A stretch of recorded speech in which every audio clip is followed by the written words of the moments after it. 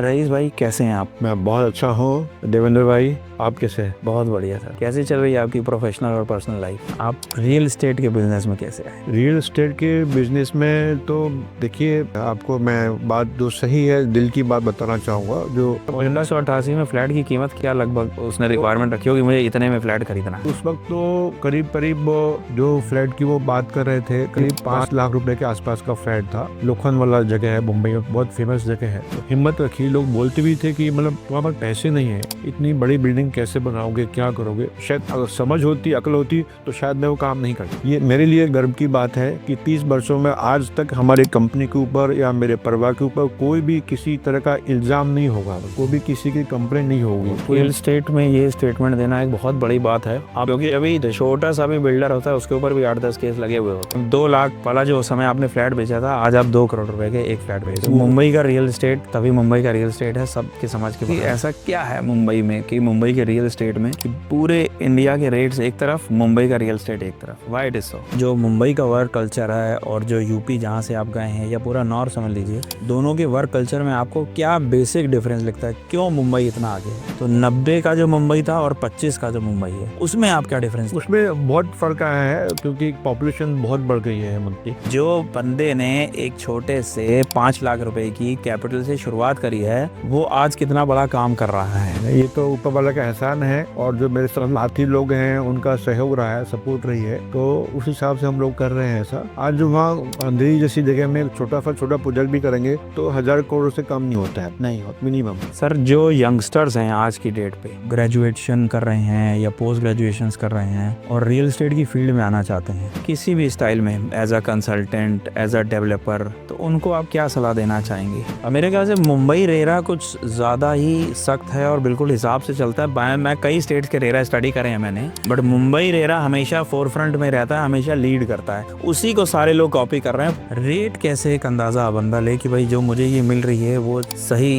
Rate पे मिल रहा है मुझे फ्लैट? इसका कोई मापदंड है? वैसे एरिया वाइज तो सब अलग होता है, बट फिर भी ये कोई ऐसा मापदंड जिसको कि वो पैरामीटर को लगा सके कि भाई ये पैरामीटर पे अगर फिट बैठ रहा है तो मेरे को ठीक रेट पे मिल रहा है। एक और चीज है मुंबई की जो कि सबका दिमाग आकर्षित करती है, वो अंडरवर्ल्ड। जब आप गए होंगे 1988, 89, 90, उस समय तो पूरा अंडरवर्ल्ड का दबदबा होता था उस समय वहाँ पर। मेरी टीम जब आपके प्रोफाइल को सर्च कर रही थी तो ये जानकारी लगी कि आप राजनीति में भी आपका बड़ी अच्छी रुचि है। आपने एक बार बसपा से भी चुनाव लड़ा हुआ है, फिर अभी आपने सपा से भी बदायूं से चुनाव लड़ा था। बिल्कुल सही बात है, मैंने इलेक्शन लड़ा है। तो आपने गुड़गांव से एमपी का चुनाव लड़ा। अब वापस आते हैं रियल एस्टेट पे, गुड़गांव वर्सेस मुंबई। गुड़गांव में अभी पीछे एक खबर बहुत चली थी, 190 करोड़ रुपए का इंडिया का सबसे महंगा फ्लैट बिका। अब एक यंगस्टर्स को लिए आपके अपने एक्सपीरियंस से क्या सलाह देना चाहेंगे जिनसे कि वो अपना career path, work life balance, इन सब चीजों को अडॉप्ट कर पाए? खुदी को कर बुलंद इतना कि हर तकदीर से पहले खुदा बंदे से पूछे कि रजा क्या है।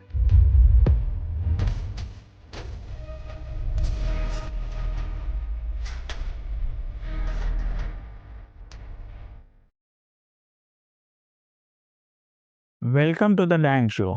आज के इस एपिसोड में हम आपको रूबरू कराएंगे एक ऐसी शख्सियत से जिन्होंने मात्र 5,000 रुपये उधार लेकर अपना व्यापार शुरू करा और आज 50,000 करोड़ रुपए के प्रोजेक्ट्स एग्जीक्यूट कर चुके हैं। इन्होंने यूपी के एक छोटे से शहर से निकलकर मुंबई जाकर रियल एस्टेट के व्यापार में बड़ा नाम हासिल करा। आइए मिलते हैं रसास ग्रुप के chairman cum managing director rice Ahmad जी से। रईस भाई कैसे हैं आप? मैं बहुत अच्छा हूँ देवेंद्र भाई। आप कैसे हैं? बहुत बढ़िया सर। कैसे चल रही है आपकी प्रोफेशनल और personal life? By the grace of God बहुत अच्छी चल रही है। और एक मेरा छोटा सा परिवार है और बहुत खुश हैं और बहुत हम लोग सेटिस्फाई हैं, बहुत अच्छा चल रहा है सारा। चलिए, बहुत अच्छी बात है। लाइफ से सेटिस्फाइड होना एक बड़ी अचीवमेंट है आज के युग में। आपने सही कहा। जी। आप रियल एस्टेट के बिजनेस में कैसे आए? रियल एस्टेट के बिजनेस में तो देखिए, आपको मैं बात जो सही है दिल की बात बताना चाहूँगा। जो मेरे लाइफ में जो अपनी जर्नी रही है, क्योंकि मैं तो रियल एस्टेट के बारे में जानता भी नहीं था कि रियल एस्टेट होता क्या है ऐसा होना। क्योंकि यह बिल्डर है, ये बिल्डर बिल्डिंग बनाते हैं, तो मुझे उसके बारे में भी कोई जानकारी नहीं थी। बस बोलते हैं भाग्य का लिखा जो होता है तो वो होता ही है ऐसा। तो शायद डेस्टिनी में था कि बिल्डर बनना है, तो बिल्डर बन गए। अब कैसे बने तो इसके लिए कुछ समय आप मुझे दो, मैं बताने की कोशिश करूँ आप। जी जी जी, आपकी पैदाइश मुंबई की है या पैदाइश कहीं और की है? आप मैं मुंबई गए? हमारे उत्तर प्रदेश का एक शहर है बदायूं, जी वो बहुत मशहूर शहर है, ऐतिहासिक शहर है। वहाँ पर बहुत बड़ी बड़ी हस्तियाँ हुई हैं, वहाँ पर बहुत संत लोग हुए हैं, वहाँ बहुत मशहूर दरगाहें हैं, और जैनियों का हमारे यहाँ बहुत बड़ा तीर्थ स्थान है। मुझे गर्व है कि बदायूं शहर में मेरा जन्म हुआ है, लेकिन कर्म भूमि मेरी जो है मुंबई है, ऐसा हो गया। आपने हाल ही में पूछा कि आप रियल स्टेट में कैसे आए। जी क्योंकि मेरी एजुकेशन जो हुई थी अलीगढ़ मुस्लिम यूनिवर्सिटी में हुई, वहाँ से मैंने ग्रेजुएशन किया था। उसके बाद मैं लॉ में मैंने एडमिशन भी लिया था। पर मुझे ऐसा रहा शुरू से कि मैं अपना खुद ही सेल्फ डिपेंडेंट रहूं, मैं अपने माता पिता से कुछ ना लूं। तो लॉ में थोड़ा 3 साल का कोर्स था, और काफ़ी वक्त लगता था उसके बाद एक अच्छा लॉयर बनने के लिए। तो उस समय हमारी एक मौसी हुआ करती थी जो मुंबई रहती थी, तो मैंने उनसे संपर्क किया कि मुझे मुंबई आना है कुछ काम करने के लिए, और मैं छुट्टियों में अक्सर उनके पास जाया करता था। तो खैर उन्होंने मुझे बुलाया, मैंने वहाँ पर कोशिश की कुछ।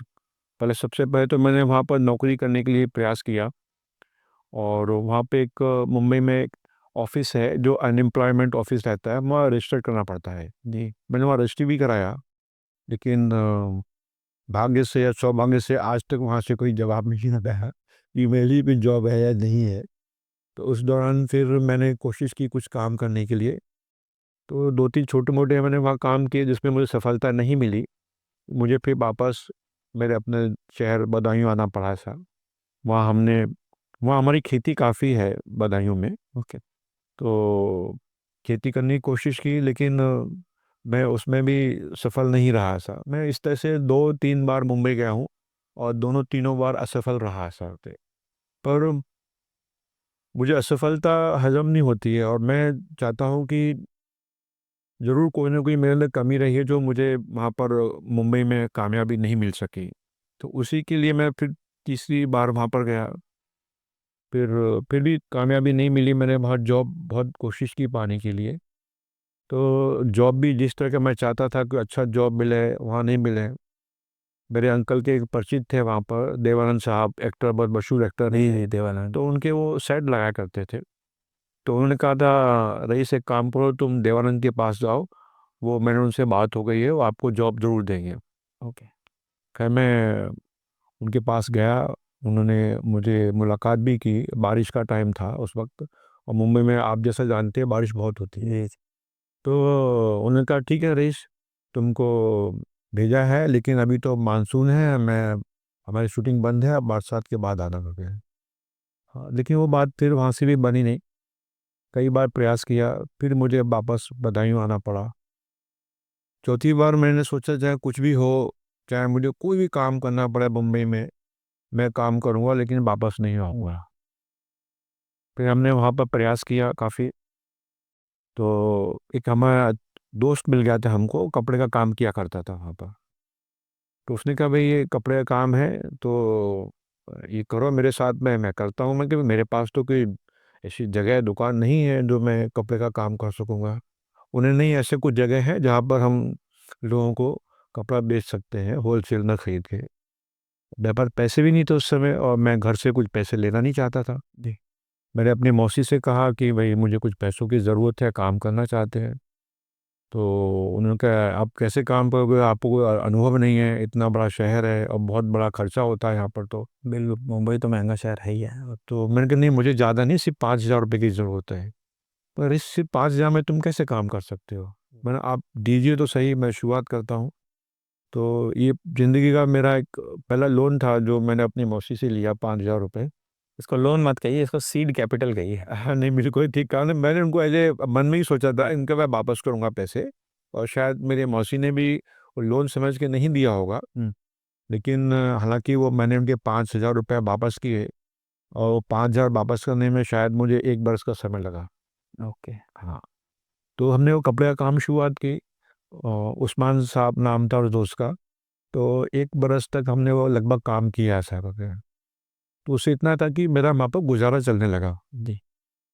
तो इसी दौरान एक हमारे दोस्त थे, वरुणकांत आर्य नाम है जिनका, अभी भी है वो। तो वो इंश्योरेंस का काम किया करते थे। तो उन्होंने मुझसे कहा इंश्योरेंस कराने के लिए, बट मेरे पास कुछ पैसे नहीं है, फिर इंश्योरेंस की क्या बात करते हो करके। जी। तो अभी कहाँ ज़रूरत है। तो उनका एक दोस्त था, उसका नाम है पाटिल, के पाटिल, साउथ इंडियन है वो। किसी बड़े बिल्डर के यहाँ वो जॉब करते थे एज ए चार्टर अकाउंटेंट। तो कभी कभी हम उनसे मिलने को जाया करते थे। तो जब भी हम जाते थे वो कैलकुलेटर लेके बैठे रहते थे और उसमें करोड़ों रुपए की हिसाब किताब करते थे। मैं इतना पैसा, इतना करोड़ रुपए, ये मतलब क्या है क्या नहीं, ऐसा करके बहुत तो अजीब सा महसूस होता था। हमारे पास तो कुछ था ही नहीं उस समय ऐसा करके। तो बातचीत ऐसे उनसे मुलाकात होती थी, हमारे पास भी समय था उस समय काफ़ी। तो कोई कारण रहा जिससे कि उनको, पाटिल साहब को, वो बिल्डर के यहाँ से जॉब छोड़ना पड़ा साहब। ओके। तो जो वरुणकांत हमारे दोस्त हैं, उन्होंने कहा कि भाई अब हम तीनों मिलकर कुछ काम करेंगे। हम कि हमारे पास पैसे तो है ही नहीं करके। उन्हें कोई बात नहीं है। और क्योंकि वो बिल्डर के यहाँ काम करते थे तो उनके पास काफ़ी, उनके बिल्डर के इन्वेस्टर लोग आया करते थे और उनको कुछ अनुभव था बिल्डर के काम का। तो उन्होंने कहा हम एक रियल एस्टेट कंसल्टेंट की फर्म खोलते हैं।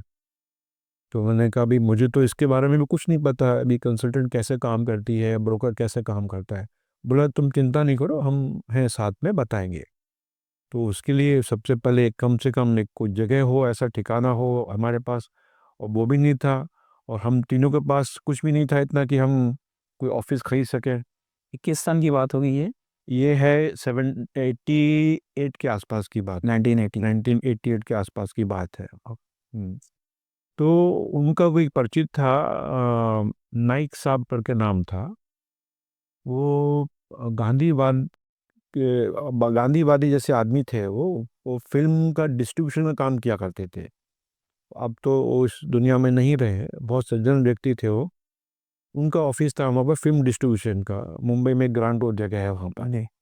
तो वो उन्होंने जगह हमको दी। तो हमने कहा हम इतना किराया नहीं दे सकते हैं। बोले नहीं, आपको किराया देने की ज़रूरत नहीं है, आप लोग बगैर किराए के यहाँ पर रहें, काम करें। सिर्फ जो टेलीफोन का किराया आता है वो आप भरें, और प्लस जो आपका मेंटेनेंस बिजली वगैरह वही रूटीन का हाँ, खर्चा वो आप बेयर। करेगा फिर। तो हमने कहा ठीक है, कोशिश करते हैं। और उनका जो था, 3rd फ्लोर पे ऑफिस था वहाँ पर। पुरानी बिल्डिंग थी और पुरानी बिल्डिंग की हाइट बहुत हुआ करती है। उस वक्त का 3rd फ्लोर यानी कि आज के कम से कम 5 या 6 फ्लोर के बराबर हुआ करता था, और लिफ्ट नहीं होती थी कभी। फिर हम कई महीने वहाँ पर बैठे। और आपको बताऊँ, उस समय टेलीफोन मिलना एक बहुत बड़ी बात हुआ करती थी। जी। मतलब लोग 5-5 साल वो उनका इंतजार। हाँ, वेटिंग करते थे, वो एप्लीकेशन लगती थी, फिर उसका होता था। लालच था कि देवेंद्र जी की हमको फ़ोन मिल गया यहाँ पर, इसलिए हम वहाँ बैठा करते थे। हालांकि वहाँ कोई पार्टी आती नहीं थी, लेकिन फ़ोन का हमारे लिए एक उपयोगिता थी। हाँ, एक बड़ी सुविधा थी जिसके लिए हम जाते थे कभी। तो हम 1-2-3 महीना निकल गए, हमारा कोई काम हुआ नहीं वहाँ पैसा कभी। अब ये हुआ कि हमारे पास इतने पैसे भी नहीं थे कि हम वो टेलीफोन का किराया भर सकें, या ऑफिस का जो रूटीन था जो है वो वहाँ से है। और वहाँ मुंबई में उपनगर है अंधेरी, हम वहाँ रहते थे हमारे मौसी के यहाँ पर ही। तो वहाँ मैं, अब जैसा आप जानते होंगे, मुंबई में एक लोकल ट्रेन है, लाइफ लाइन कहलाती लाइफ है। लाइन कहलाती है सब तो जो। उसी का हमने एक 2nd क्लास का पास बनाया हुआ था उसमें। तो कितनी भी बार जाते थे आते थे, एक वो सुविधा थी वहाँ पर सर। तो उसमें फिर धीरे धीरे एक दोस्त हमसे अलग हुआ। तो उसमें दूसरा दोस्त भी अलग हो गया हमसे कि भाई नहीं हो रहा है इतना भी। आप समझ सकते हैं कितनी वो परेशानी वाली बात रही होगी शायद। मैं अकेला रह गया, तो मैं ठीक है देखते हैं। और मैं चीज़ों को तब तक नहीं छोड़ता हूँ जब तक कि बिल्कुल ही मतलब ना हो पाए। कहीं जरा लास्ट स्टेज तक आप ट्राई करते हैं कि कहीं गाँव, क्योंकि सक्सेस तो कभी भी मिल सकती, कोई चीज़ कभी भी क्रैक हो सकती है दुनिया। हमको अचानक कोई एक ऐसा व्यक्ति मिला कि जिसको फ्लैट खरीदना था। और उस वक्त पैसे का हुआ करता था, लोगों के पास नकदी ज़्यादा हुआ करती थी, बैंक का चलन थोड़ा कम हुआ करता था। तो उनका 1988 में फ्लैट की कीमत क्या लगभग उसने रिक्वायरमेंट रखी होगी, मुझे इतने में फ्लैट खरीदना है? हाँ, उस वक्त तो करीब करीब जो फ्लैट की वो बात कर रहे थे करीब 5 लाख रुपए के आसपास का फ्लैट था। लोखंड वाला जगह है, मुंबई में बहुत फेमस जगह है। उस वक्त की बात कर रहा हूँ। तो उनका मेरे पास चेक नहीं है, मेरे पास तो जो पेमेंट हमने कहा चेक में आपको देना पड़ेगा, बोले पास इतना नगद है। तो मैंने कहा वो मैं नगद का बंदोबस्त जो है उसको आपको मैं करा के दूंगा, किस तरह से क्या होता है ऑफिशियली लीगली होना चाहिए वो नहीं। तो हमारे वो दोस्त थे, अकाउंटेंट थे, तो मैंने उनका इस तरह से है बोला, वो मैं उसका बंदोबस्त करा दूंगा ऐसे करके। तो खैर बहरहाल वो उनसे उनसे मुलाकात की। उन्होंने जो लीगल वे में जो हो सकता है उनका पैसे का उन्होंने सब करके दिया, वो फ्लैट का सौदा हो गया। तो हम लोग की जान में जान आई कि भाई कुछ तो हुआ। पहली कमाई, हाँ, तो पहली कमाई वही हुई। पहले कमाई हुई थी उसमें कुछ शायद 15 या 20 हज़ार रुपये हम लोगों को मिले थे कट, लेकिन it was a very big starting for us all of us जी। तो इस तरह से शुरुआत की। तो हमने ये कंसल्टिंग का काम हमने जो करीब करीब लगभग 2 से 3 साल मैंने किया सब। ओके। और उस समय बड़े बड़े बिल्डरों से मिलने का मौका मिलता था जी। वहाँ पर। काफ़ी मशहूर जो बड़े बिल्डर हैं आज की डेट में मुंबई में। और मेरा हमेशा से रहा है कुछ ना कुछ क्यूरियोसिटी रहती है सीखने के लिए। हालांकि उस समय ना हमारे पास इतने रिसोर्सेज थे ना हम सोच सकते थे कि बिल्डर बनेंगे। लेकिन हम जब उनके बिल्डिंगों में जाते थे, जन पार्टी को फ्लैट दिखाया करते थे, तो मैं वहाँ बिल्डिंग में घूमा करता था, साइट इंजीनियर से बात किया करता था कि भाई बिल्डिंग कैसे बनती है, आप क्या करते हो, ये मटेरियल कैसे आते हैं। बस ऐसे ही पूछता था, कोई उसकी खास वजह नहीं थी जी। बस जिस लाइन में थोड़ा हमने जानकारी हमको मिल जाए तो जानकारी हासिल करते थे। तो 2-3 बरस में थोड़ा सा हमको काम मिलने लगा, लोगों में पहचान बनने लगी इस तरह के। लेकिन हमने बहुत ईमानदारी के साथ वहाँ लोगों के साथ काम किया। लोग जो हमारे पास क्लाइंट आते थे उनको कम से कम प्राइस में हम कोशिश करते थे। विन विन सिचुएशन क्रिएट करने को है। तो लोगों में विश्वास बढ़ा हमारे लिए का हिसाब से। तो वहाँ पर एक ओबराय बिल्डर है, विक्की ओबराय साहब, जी। उनका बहुत बड़ा काम है। तो उनके प्रोजेक्ट भी थे उस एरिया में जो हम करते थे। उन्होंने एक बिल्डिंग शुरुआत की थी, तो हमने कहा था इसमें एक मेरे लिए ऑफिस के लिए आप कुछ कर दें, मुझे आपसे कमीशन के पैसे नहीं चाहिए, आप अपने पास रखें। तो उनकी बिल्डिंग थी वहाँ पर ओबराय ट्रेड सेंटर की नाम की। तो उनका नहीं, मेरे पास तो सारी ऑफिसेज मैंने बेच दी हैं यहाँ पर, तो 1 नंबर का ये ऑफिस है, ये मैंने अपने लिए रखा है। ओके, ऐसा मैंने नहीं कहा कभी आप मुझे दे दीजिए करके। तो ये भी आपका करेज था हाँ, कि आपने ओबराइज को बोला कि जो अपने लिए रखा वो मुझे दे दीजिए। हर एक जना तो हिम्मत भी नहीं करेगा उनको बोले। ये उनका बड़पन था। उन्होंने कहा तुम अपने लिए मांग रहे हो ऑफिस बनाना, इसलिए मैं आपको देता हूँ। उन्होंने वो 1 नंबर शॉप थी उस बिल्डिंग में, उन्होंने मुझे दिए था। Okay, direct. तो इन बिटवीन हम दूसरे बिल्डरों के भी काम किया करते हैं ऐसा कर। एक मुंबई में उपनगर है, मीरा रोड है जी। टेक्निकली वो डिस्ट्रिक्ट थाने में आता है, लेकिन मुंबई से इस तरह जुड़ा हुआ है तो it's part of art of Mumbai है, ये महसूस होता है। वहाँ भी अब वो न्यू डेवलपमेंट होते थे, वहाँ बहुत सारे बिल्डर थे, उनके पास हम जाया करते थे। हमने वहाँ भी काफ़ी लोगों को फ्लैट दिलाए। वहाँ पर एक बिल्डर अभी तो नहीं है, उनको स्वर्गवास हो गया, हर्षद भाई, हर्षद दोषी करके हुआ करते थे। बहुत भले और अच्छे इंसान थे, लोगों को बहुत हेल्प करते थे। तो ऐसे ही एक बार मैंने पूछा इतनी ज़मीन है या आप, वो ज़मीन भी बेचा करते थे और नक्शा पास करके। तो उन्होंने कहा ये ऐसा ऐसा है, किसी शायद दूसरे के लिए पूछ रहे होंगे ज़मीन खरीदने के लिए। उन्होंने बताया ये 2-3 प्लॉट मेरे बाकी है, ये हैं। तो मैंने ठीक है। उनके एक दोस्त हुआ करते थे, रविराज बिल्डर थे वहाँ पर, तो उनके भी मैंने काफ़ी फ्लैट बेचे थे। तो उन्होंने कहा कि मैंने कहा सर ऐसे ऐसे हर्षद भाई के पास ज़मीन है और वो कुछ मैं लेना चाहता हूँ, आप उनको बता फ़ोन कर देंगे तो शायद तो कुछ रियायत भी कर देंगे और मुझसे बात भी कर लेंगे सर। तो ठीक है, उन्होंने कहा मैं बोल दूंगा। तो मैं उनके ऑफिस गया भी था। उनके ऑफिस में एक व्यक्ति भी था, तो बोला आप कैसे आए हैं, मैंने कहा इस तरह से मुझे प्लॉट लेना है। तो उनको विश्वास नहीं हुआ कि तुम प्रॉपर्टी खरीदेंगे अपने लिए का। हाँ, उस समय आपका जो इतना फाइनेंशियली बोली नहीं थी अच्छी, तो उनको विश्वास ही नहीं आया। और बोले तुम डायरेक्ट उनसे मिलना चाहते, तुमको मेरे जरिए जाना पहले पड़ेगा, से चलना पड़ेगा। लेना पड़ेगा। तो मैंने उसमें क्या हो गया ऐसा। ओके। तो वहाँ से कुछ ज़्यादा उनकी तरफ से वो पॉजिटिव नहीं मिला। उस व्यक्ति का मैं नाम नहीं लेना चाहूँगा। फिर मैंने दोबारा से कहा कि दोबारा से मैं गया, मतलब उनको मिलना ही है मुझे करके। खैर वो हर्षद भाई ने मुझे बुलाया, बताया भाई क्यों मिलना चाहते हैं। मैंने, हर्षद भाई आपके पास ये जो 2 प्रॉपर्टियाँ हैं, मैं चाहता हूँ ये आप मुझे दे दें। तो उन्होंने कहा ठीक है, उनका मैं 2 नहीं है, तीसरा प्लॉट है, ये भी देना चाहता हूँ, लेकिन इसमें अभी कोई दिक्कत है, ये क्लियर नहीं हुआ, लेकिन मेरी कंडीशन है, ये भी आपको लेना पड़ेगा। मैंने इतना बजट नहीं है, तो बोला नहीं, कंडीशन तो यही है। तो मैंने ठीक है, तो आप तीनों दे दो। हमने भी ऐसे कहा, आप बताएं कितने बड़े आदमी है, तीनों दे दो। चलो इरादे तो बड़े थे ना। हाँ, और हमारे पास आप विश्वास करें उस समय 1 लाख रुपए भी नहीं था, और वो तीनों प्लॉट की कीमत करीब तकरीबन ये 89 की बात है, 90 की बात है, और 1 करोड़ समथिंग थी, ऐसा मतलब करके, तो हमारे पास 1 लाख रुपए भी नहीं था। उन्होंने हम तीनों देंगे, मैंने ठीक है, आप तीनों आप मुझे दे दीजिए करके, और उन्हें रेट बताया उसके, हमने उसको यस बोला। तो मैंने कहा ठीक है, मैं कल आके आपको इसका कंफर्म कर दूंगा सब। तो पैसे थे नहीं मेरे पास में, लेकिन कुछ कर गुजरने की तमन्ना तो थी। जी। तो मुझे जाना है, मेरे पास जो ऑफिस मैंने लिया है वहाँ पर, वो ऑफिस के उस वक्त तक कुछ 5-1 लाख रुपए मुझे मिलने थे ऐसा होगा। ओके। तो मैंने वहाँ उनको बिल्डर का, मैंने ऑफिस मैंने किसी को भेज दिया है, और आप ये, उम्मीद है आप ट्रांसफ़र कर देंगे। बोले नहीं रईस, कोई बात नहीं है, आपने भेज दिया है, कोई बात नहीं। तो वहाँ से 5 लाख रुपए मुझे मिले थे। पहली बार लाइफ में इतनी बड़ी रकम देखी, और सीधे दूसरे दिन 5 लाख रुपए लेके मैं अरशद भाई जो बिल्डर हैं उनके पास गया, उनके साथ ये एडवांस है, वो तीनों प्लॉट मेरे हैं। तो बोले ठीक है रईस। तो हमने कहा इसका बोर्ड लगा सकता हूँ? बोले हाँ, आप बोर्ड लगाइए करके, और काम भी शुरू कर दीजिए करके। तो ये उनका बड़प्पन था, या मेरे ऊपर विश्वास था उनका। उतना विश्वास रहता था, अब आज के युग में तो उतना विश्वास नहीं होता लोगों को। तीनों करोड़ का परमिशन भी दिया, और बोर्ड लगाने की इजाज़त भी दी, और फिर उसके जो उसके प्लान्स वगैरह थे, उनका सब टिपिकल पूरे एरिया के प्लान थे। तो मैंने सर ये प्लान करो आप, उन्होंने एक एड्रेस भी बताया कि मेरा प्रिंटर है, आप उससे प्लान वाला ले लें, और ये कर रहे हैं काम अच्छा करके। अब ले तो लिया, 1 करोड़ बड़ी रकम होती थी, 5 लाख रुपए थे। तो अभी मैं एक हमारे जानने वाले हैं, राजकुमार जी थे, तो जुहू में रहते हैं, आज भी हैं वो, उनका बंगलो है। उन्होंने मेरे थ्रू काफ़ी इन्वेस्टमेंट किया हुआ था। ओके। बहुत सज्जन आदमी है, आज भी मैं उनकी बहुत तारीफ़ करता हूँ।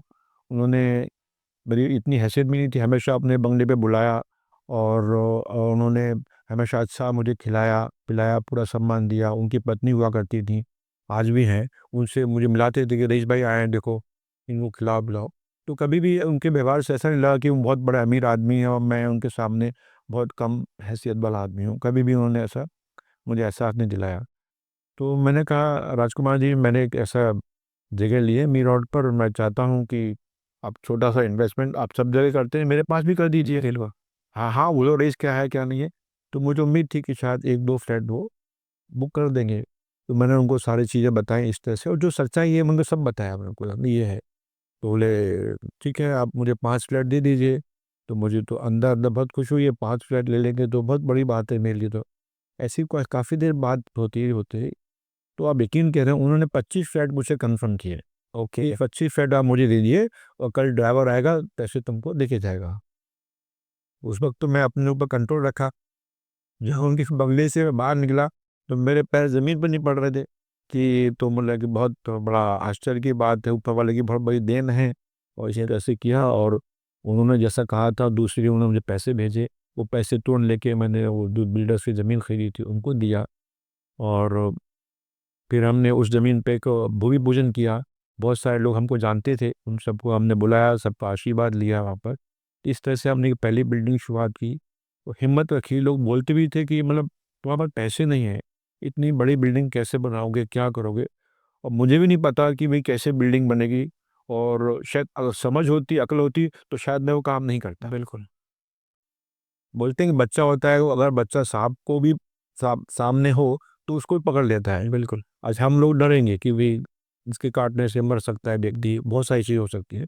लेकिन उस वक्त बिल्कुल अक्ल से हमने काम नहीं लिया। अगर बिजनेसमैन होते तो शायद हम वो नहीं करते थे। बस एक भरोसा दिल की सुनी, दिमाग की नहीं सुनी। भरोसा था, अपने ऊपर एक हिम्मत थी, ऊपर वाले पर भरोसा था, शायद हो जाएगा बंदोबस्त, कहीं ना कहीं हो जाएगा। तो इस तरह से हमने पहले बिल्डिंग काम शुरू किया, समय पे बनाया, दिल लोगों ने इन्वेस्टमेंट किया था।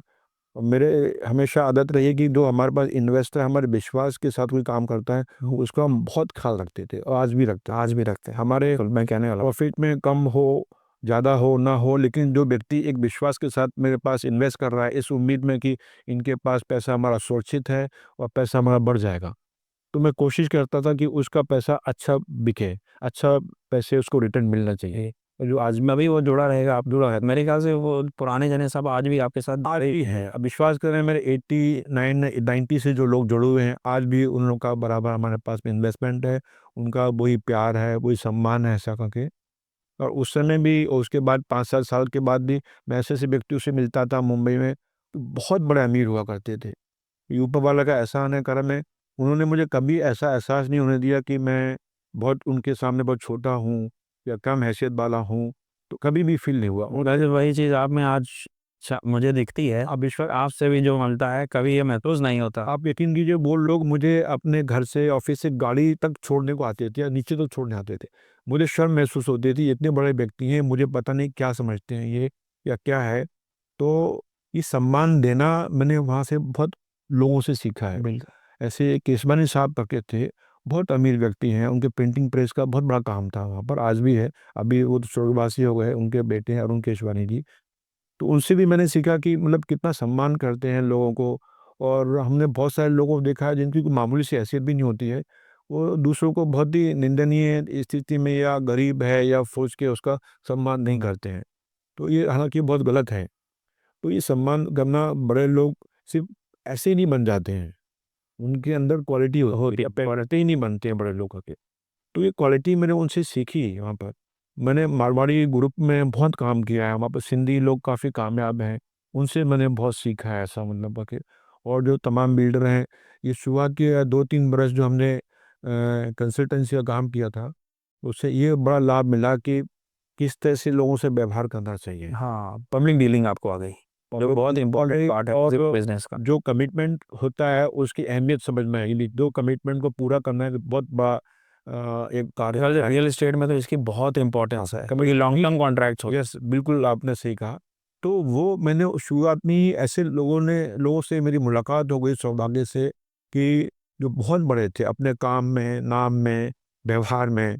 तो वो सब चीज़ें सीखने का मुझे मौका मिला, तो शायद मुझे यहाँ रहते हुए, उत्तर प्रदेश में रहते हुए शायद मुझे नहीं मिलता, या इतने बड़े लोगों की सोबत नहीं मुझे मिलती थी, जो मैंने उन लोगों से सीखी और जो मैं अपने बच्चों को भी सिखाता हूँ और बताता हूँ कि बेटा, कभी भी चाहे कितने भी अमीर हो जाओ, लेकिन एक इंसानियत, अपने से बड़ों का आदर करना, सम्मान करना कभी मत भूलना। वो प्राथमिकता रहनी चाहिए। पैसे से आदमी छोटा बड़ा नहीं होता है।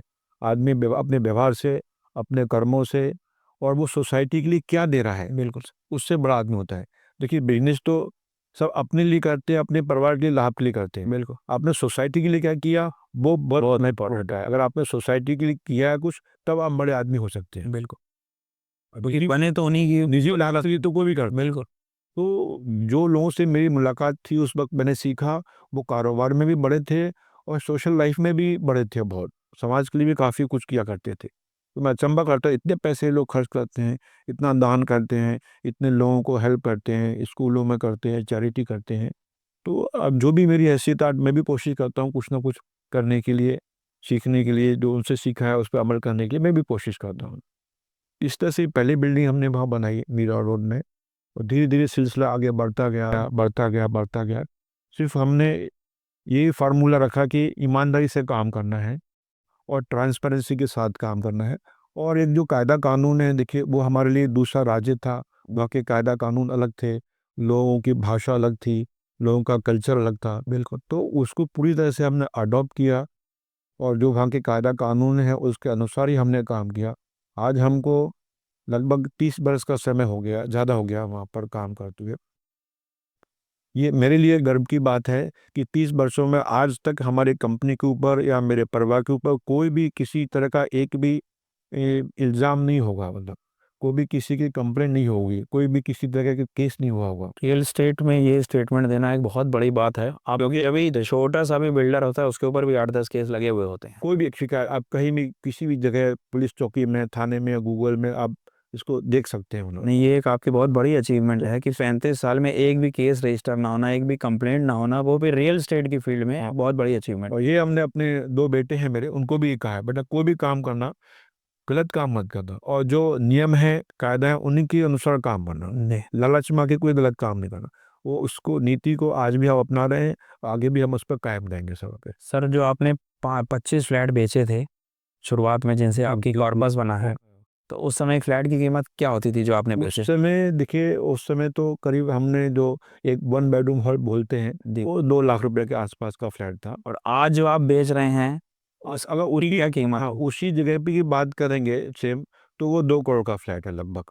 हाँ, ये हम 2 लाख वाला जो उस समय आपने फ्लैट बेचा था, आज आप 2 करोड़ रुपए के एक फ्लैट बेच रहे वो उसी लगभग वो हो जाता है, ये फर्क हुआ है मतलब कीमतों में। हैं। तो मुंबई का रियल एस्टेट तभी मुंबई का रियल एस्टेट है, सबके समझ के बाहर है। ये तो बात सही है, बहुत महंगा शहर है और उसके महंगे होने के कारण भी हैं करके। हाँ, मैं पूछना चाह रहा था कि ऐसा क्या है मुंबई में, कि मुंबई के रियल एस्टेट में, कि पूरे इंडिया के रेट्स एक तरफ, मुंबई का रियल एस्टेट एक तरफ, व्हाई इट इज सो? एक तो वहाँ ज़मीन की कमी है। देखिए, आप मुंबई देखेंगे, पट्टा वर्टिकल गया हुआ है, जी। उसके मुंबई के ज्योग्राफिक कंडीशन देखें, 3 तरफ समंदर है, तो वहाँ बहुत एक्सपेंशन का स्कोप नहीं। गुंजाइश नहीं है, स्कोप नहीं। जैसे दिल्ली है, गुड़गांव है, वहाँ कितने भी कहीं तक निकल जाएं, नोएडा चले जाएं, हापुड़ आ जाएं, कहीं भी मतलब मेरठ, हाँ, जमीन है, और जमीन है वहाँ। मुंबई में है नहीं। अभी मुंबई जा रहा है, वर्टिकल जा रहा है। ना वो जो रीडेवलपमेंट का एक जो वहाँ फैशन है। अभी फैशन नहीं है, जरूरत है, रहा है बिल्कुल सर। आती। हाँ, क्योंकि ज़मीनें नहीं है, जैसे अभी कहा वहाँ पर मैंने, अब वर्टिकल ही जा सकते हैं। तो अभी कुछ वर्षों से ही हुआ है कि जो वहाँ पुरानी इमारतें बनी हुई थी, वहाँ की गवर्नमेंट ने ऐसा फैसला किया था, ये 8-10 साल से ऐसा चल रहा है लगभग, कि उसके ऊपर एक्स्ट्रा एफएसआई देते हैं वहाँ पर, जी। और जो वहाँ पर मौजूदा लोग रहते हैं उनको एरिया बढ़ा के देते हैं। जी। और उसमें जब तक वो लोग को हम दूसरा शिफ्ट करते हैं, उसे किराया देते हैं, एक कॉर्पस फंड भी देते हैं। एक से क्या होता है कि जो पुरानी बिल्डिंग जर्जर हालत में हो चुकी होती हैं, उसको बनाए कौन? बिल्कुल। उनको इतनी तो हैसियत होती नहीं है कि इतनी बिल्डिंगों को बना देते हैं कि बनाए और तोड़ के बनाए, वो संभव नहीं है करके। तो स्कीम के तहत इसका सबको लाभ मिल रहा है, उनको नहीं। ये पूरी लीगली स्ट्रक्चर्ड स्कीम है वहाँ पर, 100% डेवलपमेंट गवर्नमेंट मुंबई। अप्रूव्ड है, गवर्नमेंट ने किया और बहुत सक्सेसफुली वहाँ पर चल रही है ऐसा करके। पुराने बिल्डिंग को बना के नए बिल्डिंग बनाते हैं, ये सबको विन विन है। सरकार के लिए बहुत अच्छा खासा टैक्स के रूप में, डेवलपमेंट के रूप में, स्टैम्प ड्यूटी के रूप में, जीएसटी के रूप में अच्छा बड़ा अमाउंट मिलता है। और जो व्यक्ति वहाँ रह रहा है जर्जर इमारत में, कि उसकी लाइफ स्टाइल अपग्रेड हो जाती होगी। हो जाती है, वो बिल्डिंग की, जैसे बिल्डिंग गिर जाती है, लोगों को जान चली जाती है, वो मानसून वो भी एक चीज़ है। वो ख़त्म हो जाता है और बिल्डिंग की नई बिल्डिंग बनती है। 25 साल, 50 साल, 40 साल उसकी लाइफ लाइफ आगे की ओर बढ़ रही है। बढ़ जाती है, और बिल्डर को भी सारे खर्चे निकाल के उसमें एक कमाने का अच्छा मौका मिल जाता है। एक सबके लिए एक विन विन सिचुएशन रहती है, तभी वहाँ रीडेवलपमेंट महाराष्ट्र काफ़ी तेजी से हो रहा है। एक अच्छी बहुत पॉपुलर स्कीम है जी। ये है तो। रईस जी, आप मुंबई में कितने सालों से रह रहे हैं, और जो मुंबई का वर्क कल्चर है और जो यूपी जहाँ से आप गए हैं, या पूरा नॉर्थ समझ लीजिए, दोनों के वर्क कल्चर में आपको क्या बेसिक डिफरेंस लगता है? क्यों मुंबई इतना आगे है? लेकिन साहब देखिए, मुझे मुंबई में लगभग रहते हुए 35 साल हो गए था। जी। मुंबई के वर्क कल्चर में और दूसरी जगह के वर्क कल्चर में, अगर आप यूपी की जैसे आपने कहा, वो जमीन आसमान का फ़र्क है मतलब। और लोग वहाँ जुनून के साथ काम करते हैं, ऐसा हम लोग। वही क्या वजह है, जो व्यक्ति यहाँ पर यूपी में आप उसको काम कराने के लिए उसके सर पर खड़े के काम कराते हैं, जी। जी। वही व्यक्ति वहाँ जाके अपने आप काम करता है। तो क्या वहाँ की आबो हवा में कुछ ऐसा है, या वो एनवायरनमेंट है, देखता है सब कर रहे हैं तो वहाँ करना ही पड़ेगा? वहाँ तो मेरे ख्याल से करे बगैर गुजर ही नहीं है। खैर बात गुजर ही नहीं है, कल्चर में बहुत फ़र्क है। उसमें देखिए, मुंबई हमारे देश की एक फाइनेंशियल कैपिटल कहलाती है। बिल्कुल सर। मुंबई बहुत ही खूबसूरत अच्छा शहर है, एक मल्टी कल्चरल शहर है मतलब। जी। हर वक्त पूरे हमारे हिंदुस्तान की खूबसूरती आपको मुंबई में देखने को मिलेगी। हर राज्य का, हर जिले का, हर शहर का, मैं तो कहूँगा हर आपको कस्बे का, गांव का एक व्यक्ति आपको वहाँ जरूर मुंबई मिलेगा। पूरे के हिंदुस्तान है, मुंबई जो पूरा हिंदुस्तान है। मेरे ख्याल से यूपी में कुछ इलाके ऐसे हैं, पूर्वांचल वगैरह, मेरे ख्याल तो वहाँ पर तो बच्चे जब बड़े होते हैं तो वो सपने ही पाल के चलते हैं कि भाई मुझे तो मुंबई जाना है। वो इसलिए कि लोग कहते हैं मुंबई सपनों की एक नहीं, सपनों का वो शहर है, तो सपने पूरे करने के लिए वहाँ लोग आते हैं और होते भी हैं, ऐसा नहीं है। तो लोग एक हुए हैं।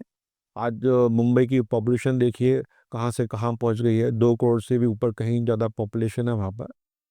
मुंबई लोगों को, अगर आप एक बार मुंबई आए रहें तो आपको दूसरी जगह आपको अच्छी नहीं लगेगी। आप देखिए, यूपी के बहुत सारे शहरों से जिनके अपने अच्छे खासे घर हैं यहाँ पर, मुंबई में झुग्गी झोपड़ी जो स्लम बोलते हैं हम लोग, उसमें भी रहते हैं, और वहाँ से आने को छोड़ने को तैयार नहीं आने के लिए। जी। तो कुछ तो है, ऐसा कुछ नहीं। तो वही हुआ है, वो क्या है पूरा मुंबई में? फाइनेंशियल कैपिटल है हमारे मुंबई में। जितने भी हमारे देश के बड़ी बड़ी कंपनी के हेडक्वार्टर्स हैं वहाँ पर ही, वहाँ पर फिल्म इंडस्ट्री है वहाँ पर, बड़े बड़े लोगों के हेडक्वार्टर्स हैं, बड़े मुल्कों के वहाँ हेडक्वार्टर्स हैं, बैंकों के जो बड़ी बैंक्स हैं उनके हेडक्वार्टर्स हैं। तो इतनी चीज़ें हैं किसी दूसरे शहर में नहीं मिल नहीं मिलेंगे, मतलब सबके लिए कुछ ना कुछ है वहाँ पर। सबकी कोई आदमी खाली नहीं बैठ सकता अगर वो काम करने वाला। तो हर राज्य का लोग मिलता है, तो हर त्योहार मनाया जाता है। साउथ के लोग हैं, उनका अपना अपना कल्चर है, वो आपको देखने को मिल सकता है। खाने भी वहाँ फिर सब तरीके के गुजरात चलते का आपको चाहिए, गुजरात के लोग मिलेंगे, गुजरात के खाने आपको मिलेंगे। साउथ है, पंजाबी लोग वो इतना अच्छा काम कर रहे हैं वहाँ पर, बहुत बड़े बड़े काम कर रहे हैं, आपको वो कल्चर मिलेगा। महाराष्ट्रियन है, महाराष्ट्रियन लोगों का जवाब नहीं, बहुत बेहतरीन लोग होते हैं वहाँ पर। ये तो इतना सहयोग दिया उन लोगों ने, हेल्प की है, आप सोच नहीं सकते हो। तो एक मिनी हिंदुस्तान हमारे लिए, आप बताएं कौन से देश में मिल सकता है? और एक शहर में इतनी सारी चीज़ें मिले तो आप वहाँ रहना पसंद करेंगे या किसी एक शहर में पसंद करेंगे? बिल्कुल डाइवर्स कल्चर, डाइवर्स लोग, और सब मेहनती। चलो जो मुझे जो लगता है मुंबई की एक जो खासियत है कि सब मेहनती हैं वहाँ। मेहनत नहीं, किसी को भी किसी के धर्म से जाति से कोई लेना देना नहीं, हम लोग सब मिलजुल कर रहते हैं। जितने भी फेस्टिवल होते हैं वहाँ पर, गणेश उत्सव है, इतना बड़े धूमधाम से मनाया जाता है। अब तो वो हिंदू पूरे भाई पूरे सब लोग, पूरे जो है इंडिया में वो डांडिया सब इतना पूरा होता फैला है। है। और हमारे साउथ इंडियन का जो न्यू ईयर का फेस्टिवल होता है उसको बहुत अच्छे से मनाया जाता है। तो पंजाबियों का चाहे वो लोहड़ी है और भी त्यौहार हैं, बहुत अच्छी तरह से मनाए जाते हैं और सब मिलजुल के मनाते हैं। और हर जाति का, हर धर्म का व्यक्ति सभी के त्योहारों को मनाता है। सब लोग सबके त्योहार में जाते हैं। ये एक बहुत बड़ी खूबसूरती ये है मुंबई। यही एक चीज है, बॉन्डिंग है जो जोड़े रखती है और पूरे मुंबई उनको, को लगता है। मुंबई वासियों को, जो मुंबई का बोलते हैं, उनको आपके निजी, किसी निजी चीज से कोई लेना देना नहीं है भाई। जी। आप क्या खाते हैं, क्या करते हैं, क्या नहीं कर रहे हैं, इससे उनको कोई ना परेशानी है ना उनको इसमें कोई इंटरेस्ट है उन लोगों में। हाँ। तो ये एक खूबसूरती है शहर की। मैं आपसे कहूँ, आप भी आइए, मुंबई में रहिए, जी। अच्छा लगेगा आपको। नहीं नहीं, बिल्कुल आएंगे सर, आपकी बिल्डिंगें देखेंगे, आप भी से फ्लैट लेंगे और वहीं रहेंगे। बिल्कुल स्वागत है। अच्छा, बिजनेस माइंडसेट वहाँ का आपको, मुझे ऐसा लगता है कि वहाँ पूरा ग्रोथ माइंडसेट है, वहाँ पर स्टैग्नेंसी नहीं है, हर जना अपना फ्यूचर देख रहा है, ग्रोथ प्रोस्पेक्ट देख रहा है। ये है जो मुंबई को लगातार आगे बढ़ाता रह रहा है। जैसे आपने बताया 1988 89, आज हम लोग 2025 में बैठे हैं। तो 90 का जो मुंबई था और 25 का जो मुंबई है, उसमें आप क्या डिफरेंस? उसमें बहुत फर्क आया है क्योंकि पॉपुलेशन बहुत बढ़ गई है मुंबई। पॉपुलेशन की वजह से, क्योंकि एक जो मुंबई का इंफ्रास्ट्रक्चर था वो किसी समय में एक सर्टेन पॉपुलेशन के लिए था, अब उससे कई गुना आबादी बढ़ गई है। तो उसमें दिक्कतें तो होती हैं इसलिए करके। और हर शहर की कुछ दिक्कतें भी हैं, कुछ खूबियाँ भी हैं। लेकिन अभी जो काम हो रहा है मुंबई इंफ्रास्ट्रक्चर का, वो बहुत अच्छा काम हो रहा है। अगर जैसे सी लिंक बना, कोस्टल रोड बन रहे हैं वहाँ पर, मेट्रो की बहुत सारे काम वहाँ तो पर जो ट्रैवलिंग टाइम है वो इन सब चीज़ों से कम हो जाएगा मेरे ख्याल से, एक जैसे ही दूसरी सारे जगह जाने जब का। पूरे हो जाएंगे आने वाले थोड़े समय में, जो यहाँ पर 2-2 घंटे लगते थे ट्रैवलिंग में, वहाँ आधा घंटे में, 40 मिनट में दूरियाँ पूरी की जा सकती। क्योंकि मेरे ख्याल से सबसे ज़्यादा समय की कीमत मुंबई वासियों की ही है। बिल्कुल, जितना उनका टाइम बचेगा उतना वो और प्रोडक्टिव हो जाएंगे। ये सभी जगह लागू है ऐसा। दिल्ली में भी ट्रैफिक की बहुत समस्या आजकल से, अब बल्कि छोटे छोटे शहरों में भी पार्किंग की समस्याएं हो गई हैं, बिल्कुल बिल्कुल। गाड़ियां बहुत हो गई हैं ऐसा करके। तो मुंबई एक मल्टी कल्चरल शहर है, वहाँ पर वहाँ की अपनी खूबी है। लोग वहाँ पर काम ईमानदारी के साथ करते हैं और कमिटमेंट दूसरी जगहों के मुकाबले में, ऐसा नहीं कि लोग दूसरे से कमिटमेंट पूरा नहीं करते हैं नहीं। या मेहनत कम करते हैं, ऐसा नहीं है। लेकिन तादाद में बता रहा हूँ, इन जनरल हाँ, कमिटमेंट को ऑनर करने की जो उनकी इच्छा है वो सबसे ज़्यादा, वो पूरा उस पर मेहनत करते बहुत ज़्यादा भरोसेमंद लोग होते हैं सब ऐसा। तो ये खूबी है जो दूसरे शहरों में शायद नहीं होती हो इतनी, जितनी मुंबई में है। हैं। मुंबई और ऊंची इमारतों का शहर कहा जाता है।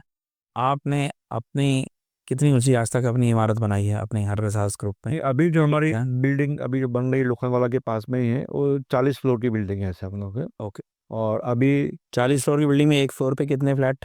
एक फ्लोर पे करीब 10 फ्लैट है लगभग। 10 फ्लैट हो गए। एक एवरेज फ्लैट 40 और 10 मतलब हो गए 400 फ्लैट की बिल्डिंग हो गई। एक एवरेज फ्लैट कितने का हो गया उसमें? देखिए, ये जो कॉस्ट निकालते हैं मुंबई में, बल्कि दूसरे शहरों में भी लोकेशन की वैल्यू होती है। जो फ्लैट 1-2 करोड़ का किसी लोकेशन पर आ रहा है, दूसरी लोकेशन पे वो फ्लैट 5 करोड़ का आ रहा है। बिल्कुल बिल्कुल। और मुंबई बहुत बड़ा शहर है। और वही शहर अगर फ्लैट आप कॉर्पोरेट जैसे एरिया में जाएंगे तो उसकी कीमत में बहुत बढ़ हाँ जाएगी। 1.5 लाख रुपए स्क्वायर फीट का स्क्वायर होगा। तक जाती है, हाँ, ओके। बैंड्रा वगैरह एरिया में 80,000 लाख रुपए स्क्वायर फीट का होता है। अंधेरी जैसी जगह है वहाँ पर 60-70 हज़ार रुपए पर स्क्वायर फीट का होता है। और जो बाकी एवरेज रेट हम लोगों के यहाँ या नॉर्थ में अगर आप समझ लें तो 5,000, 10,000, 15,000 के रेट को हम लोग बहुत महंगा मानते हैं यहाँ पर कि यार 10-15,000 रुपए स्क्वायर क्योंकि फीट का यहाँ फ्लैट वो 15,000 नहीं जमीन सकता। की कीमत जो है यहाँ कम है, बहुत जमीन की कीमत बहुत है, जी। इसलिए प्राइसेस बहुत बढ़ते हैं। तो वो कितने का फ्लैट, मेरी बात अधूरी रह गई, जो एक 10 फ्लैट है, एक फ्लैट एवरेज 1 करोड़ रुपए का नहीं नहीं, 1 करोड़ का तो फ्लैट वहाँ होता ही नहीं है। होता ही नहीं है। एक बेसिक स्टार्ट वहाँ कितने से होती है? बेसिक साइज के ऊपर होता है। देखिए, जी जी। आप कितना स्क्वायर फीट का फ्लैट ले रहे हैं, जो बड़ा फ्लैट लेंगे उसकी वैल्यू बढ़ जाएगी। बिल्कुल। अगर आपने 1,000 हजार स्क्वायर फीट फीट का का फ्लैट लेते हैं 1,000 स्क्वायर फीट, तो मोटा मोटा 5 से 6 करोड़ में मिल जाता है आपको। 5 से 6 करोड़ का 1,000 स्क्वायर फीट का फ्लैट मुंबई में मिलेगा, मतलब लोखंडवाला में, जय मुंबई की जो लोखंडवाला का इलाका है। माँ मिल जाता है ऐसे वक्त। तो 5 करोड़ और 400 फ्लैट, मतलब कितने का प्रोजेक्ट होगा आप वो?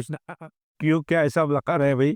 मैं ये जानना चाह रहा हूँ कि जो बंदे ने एक छोटे से 5 लाख रुपए की कैपिटल से शुरुआत करी है, वो आज कितना बड़ा काम कर रहा है। ये तो ऊपर वाला का एहसान है, और जो मेरे साथी लोग हैं उनका सहयोग रहा है, सपोर्ट रही है, तो उस हिसाब से हम लोग कर रहे हैं ऐसा।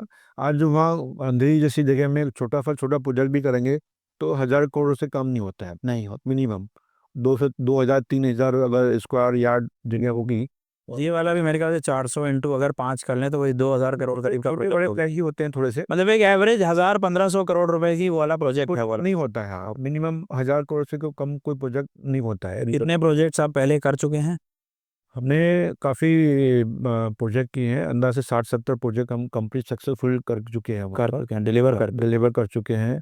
हमारा वहाँ पे एक रसाज मॉल है, रसाज मॉल एंड मल्टीप्लेक्स से हमारे थिएटर्स भी हैं वहाँ पर। जी। हमने एक सोशल कॉज के लिए या एजुकेशन से थोड़ा मेरा बहुत लगाव रहा है, तो हमने एक वहाँ पे रसाज इंटरनेशनल नाम का एक स्कूल बनाया हुआ है, जिसको बेस्ट स्कूल के हमको कई बार अवार्ड भी मिल चुके हैं वहाँ पर। तो शिक्षा से मैं चाहता हूँ कि ये हम अब जो बिजनेस कर रहे हैं हमारा रियल एस्टेट का है ही है, तो एक अच्छा लोगों को एजुकेशन देने के लिए हमने एक इंटरनेशनल स्कूल भी वहाँ बनाया हुआ है। Very good. ये वही पेइंग बैक टू सोसाइटी जो आप शुरुआत में कहते इसलिए आ रहे हैं कि सोसाइटी के लिए ही करना सोसाइटी है। के लिए करना चाहिए। तो शुरुआत हमने जो की है एक स्कूल से की है। एक हमारा चैरिटेबल ट्रस्ट भी है, जो हम उसके जरिए लोगों को जो मेडिकल हेल्प और एजुकेशन हेल्प लोगों को, गरीब लोगों के लिए करते हैं सर। बहुत अच्छा। तो मैं ये कहना चाहूँगा कि 5 लाख की कैपिटल से शुरू करके 50,000 करोड़ का काम करके भाई जी यहाँ बैठे हैं, तो ये एक इंस्पिरेशन है सबके लिए कि कैसे एक, अगर आप स्टेबल चलें, एटिकेट से चलें, सब चीज़ सिस्टम से लेके चलें और इंसानियत को आगे रखें, तो कहाँ से कहाँ पहुँचा जा सकता है। इंसान की लगन होनी चाहिए, और मेरा ऐसा विश्वास है लंग जी कि भाई कोई भी आप काम कर रहे हैं तो उसमें जो आपकी काबिलियत है उसका पूरा ताकत समझ लगा देना चाहिए। बिल्कुल। और ये रोज की लाइफ के सिस्टम में होना चाहिए। ये नहीं मैं ये एक ही काम बहुत अच्छे से करूँगा, ऐसा नहीं है। तो मैंने कहीं पढ़ा था, एक जो ओबराय होटल है उनके मालिक का कहीं था कि आप कोई भी काम को हासिल करना चाहते हैं, उसको किसी भी चीज़ को, तो आपके अंदर जितनी भी ताकत है, सामर्थ्य है, सारी चीज़ लगा दी। सब लगा। तो वो बात आज मुझे कहीं न कहीं याद है, और मैं कोशिश करता हूँ कोई छोटा-सा भी काम करूँ, तो उसको जो भी मेरी काबिलियत है, हैसियत है, तो मैं उसको अपनी पूरी ताकत लगा के उसको करने की कोशिश करता हूँ कि अच्छा से अच्छा मैं इसको करके दूँ।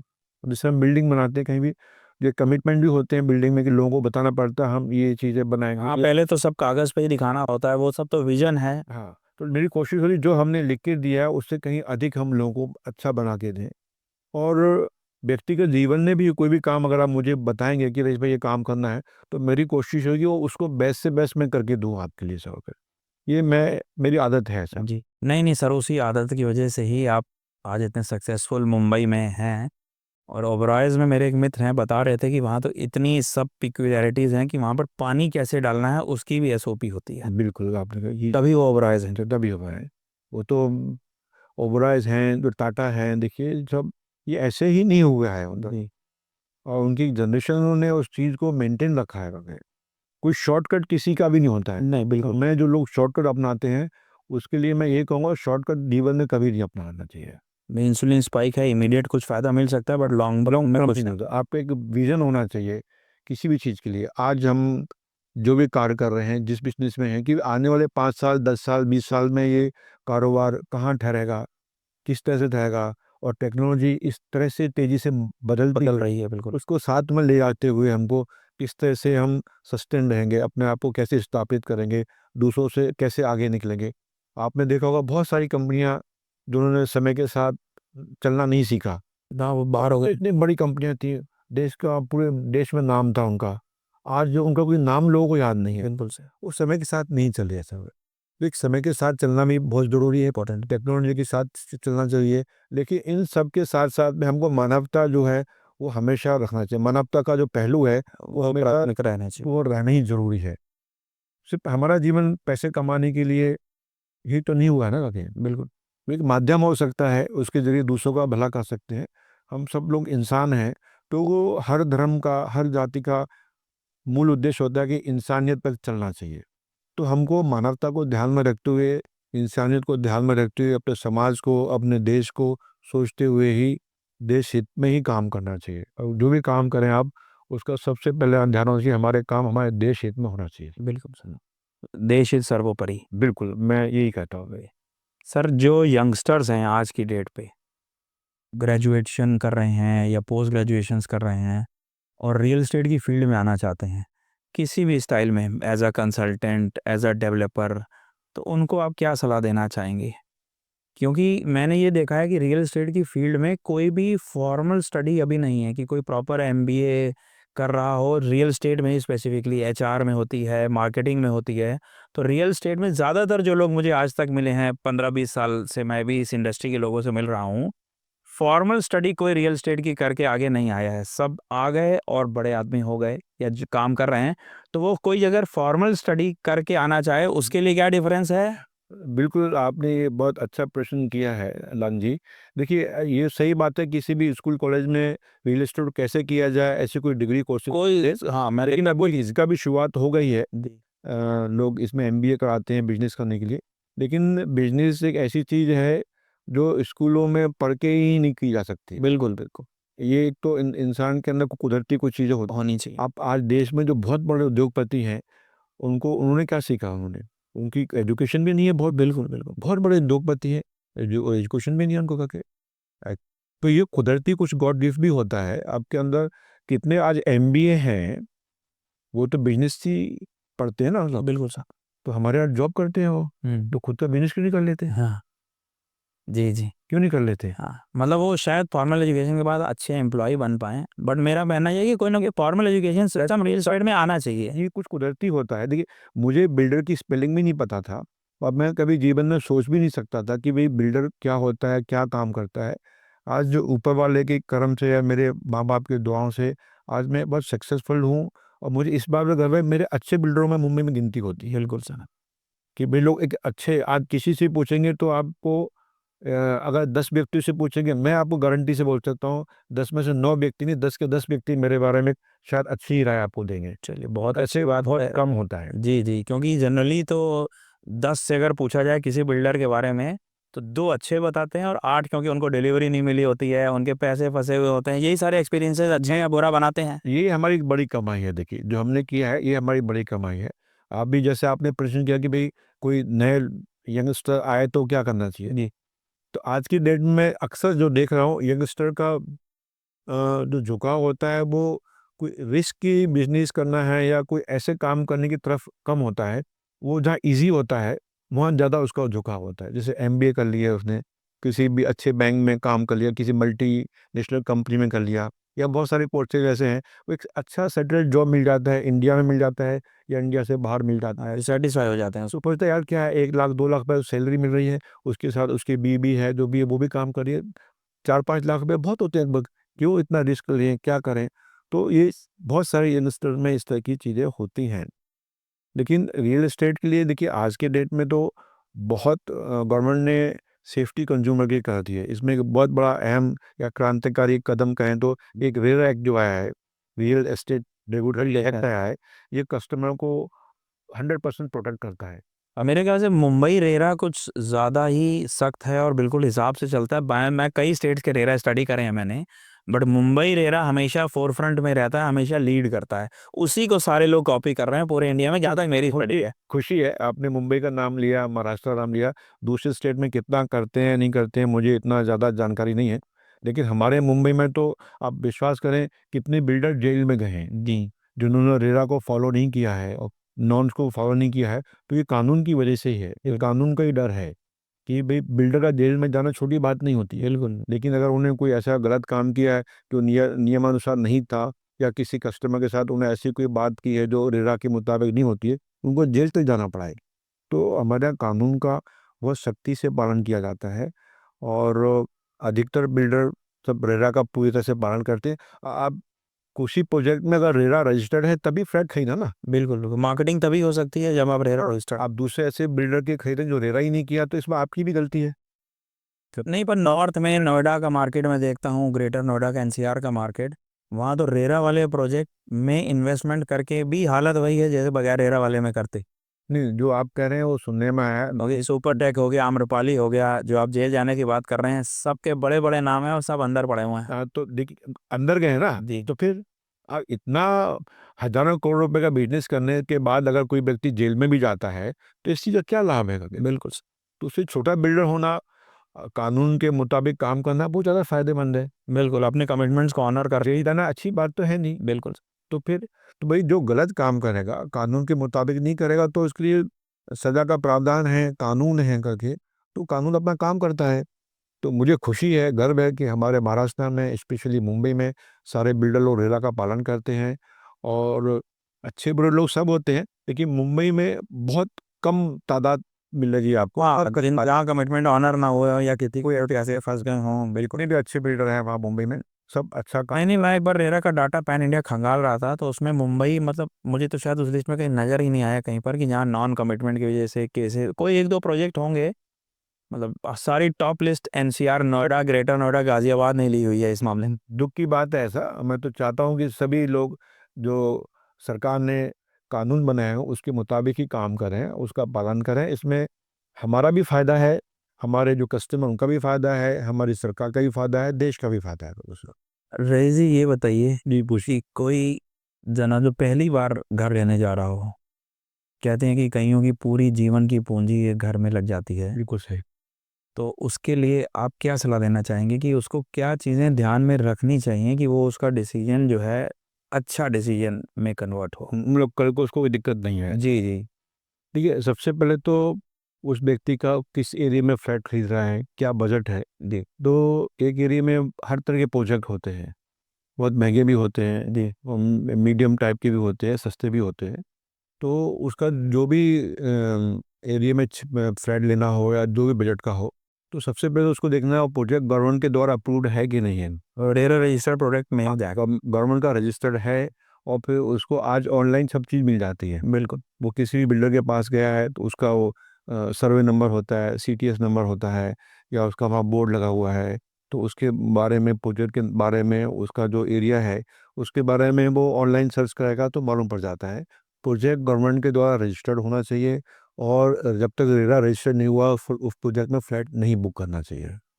और रेरा एक इतना अच्छा एक्ट है जिसमें 100% व्यक्ति को सुरक्षित रहता है। और रेरा नंबर होता है, हर जगह रेरा नंबर लिखा होता है, और वो रेरा का नंबर बिल्डर से मांग सकता है कि भाई आपका एक प्रोजेक्ट है, इसका रेरा नंबर मुझे दे। रेरा रजिस्ट्रेशन मेरे ख्याल से वो सब फॉर्मेलिटी कंप्लीट करने के बाद ही गवर्नमेंट अलॉट करती होगी। सारे उसकी छानबीन हो जाती है कि भाई वो प्रोजेक्ट उसके ज़मीन के बारे में है।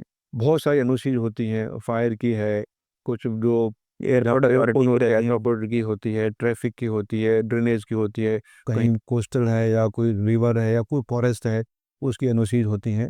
वो सारी एनओसीज होने के बाद, छानबीन करने के बाद में ही रेरा नंबर अलॉट करना होता है। प्लान अप्रूव होने के बाद ही रेरा का इन्वायरमेंट की एनओसी होती है, बहुत इंपॉर्टेंट होती है, बहुत इंपॉर्टेंट। उसके बाद ही रेरा का नंबर बिल्डर को दिया जाता है, और वो सारी जानकारी उस बिल्डिंग से रिलेटेड जो होती है, ज़मीन से लेके अप्रूवल, वो सारी चीज़ें रेरा में डालनी पड़ती हैं बिल्डर के लिए।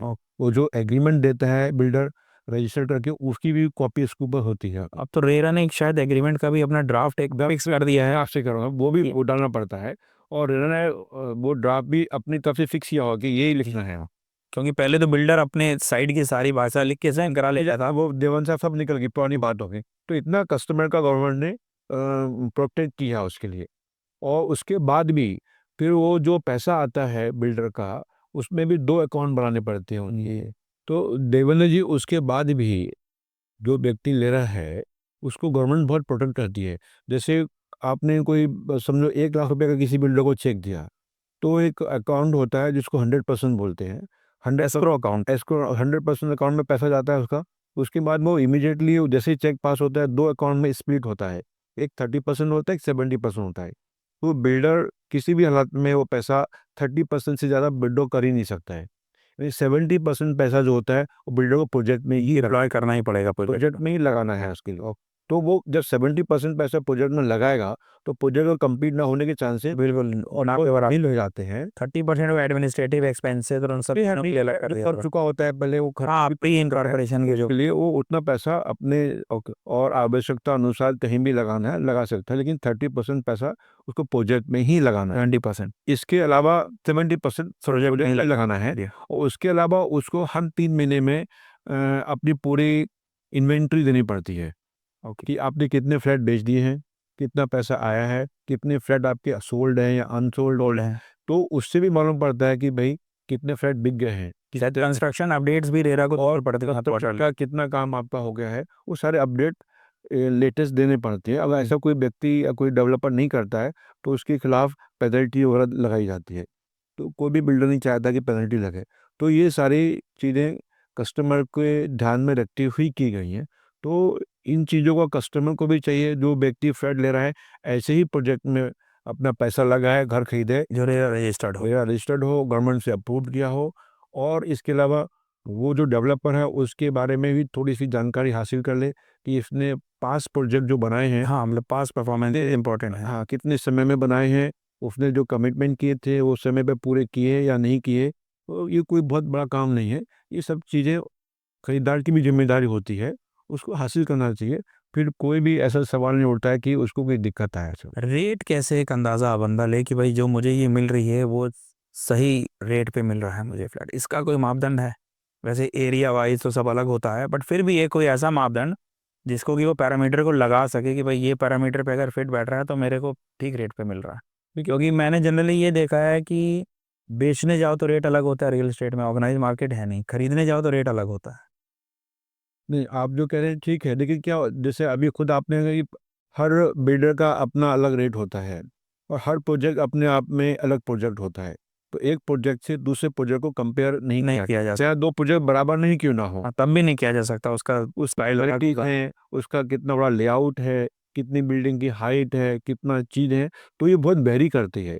उसका कॉस्ट ऑफ कंस्ट्रक्शन में ज़मीन आसमान का फ़र्क हो सकता है। बिल्कुल। तो एक तो ज़मीन की जो कॉस्ट आई होती है, उसके ऊपर कॉस्ट ऑफ कंस्ट्रक्शन क्या होता है और थोड़ा-सा बिल्डर का मार्जिन होता है। इस तरह से बिल्डर रेट तय करता है। उसमें थोड़ा बहुत नेगोशिएशन होता है। ये उसकी स्किल है सामने वाले की कि वो कितना नेगोशिएशन कर रहा है और वो कितना पेमेंट दे रहा है। जो पेमेंट जितना भी काम हो गया है उससे कम दे रहा है या अधिक देने की बात कर रहा है, तो उसके ऊपर भी कम या ज़्यादा हो सकता है आगे। और नेगोशिएशन करने का आपका अधिकार है, वो अधिकार कर सकते हैं और नेगोशिएशन करते हैं और बिल्डर उसका बेनिफिट भी देते हैं।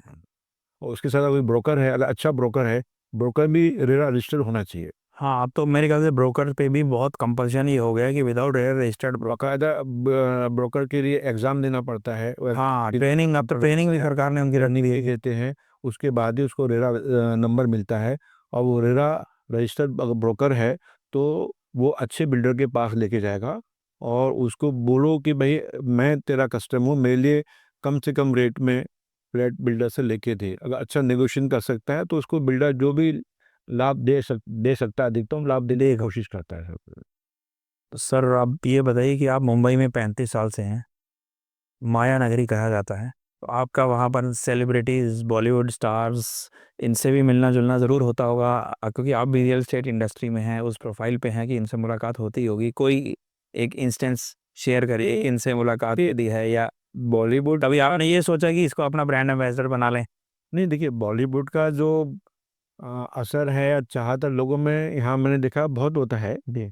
और जो भी एक्टर हैं वो भी हमारे आपके जैसे होते हैं, उनकी भी लाइफ है, ऐसी जीते रहते हैं। पर एक वो फिल्म में उनको बिगर देन लाइफ दिखाया जाता है तो लोग थोड़ा सा अटैक होते हैं उनके लाइफ से, ग्लैमर की इंडस्ट्री। रियल लाइफ बिल्कुल डिफरेंट है। निजी जिंदगी में इतना कुछ होता नहीं है, वो भी आपके हमारी तरह ही लोग होते हैं। हमारे पास भी बहुत लोग आते हैं, फ्लैट लेते हैं, इन्वेस्टमेंट करते हैं। तो नॉर्मल जो जैसे जैसे आप जैसे व्यक्ति से मिलते हैं उनके साथ भी ऐसा रहता है, वो भी फ्रेंडली रहते हैं सब। और इससे ज़्यादा हम ना कुछ ज़्यादा उनको जानने की कोशिश करते हैं और ना उनको कोई ज़्यादा इंटरेस्ट रहता है। बहुत सारे लोग हमारे कोई सेलिब्रिटी जो आपके कस्टमर हैं हो? काफ़ी रहे हैं। मनोज कुमार जी हैं, बहुत उनके परिवार से रहे हैं, उनके साथ हमारी काफ़ी चीज़ें व्यवहार रहा है, ऐसा करके चीज़ें हैं।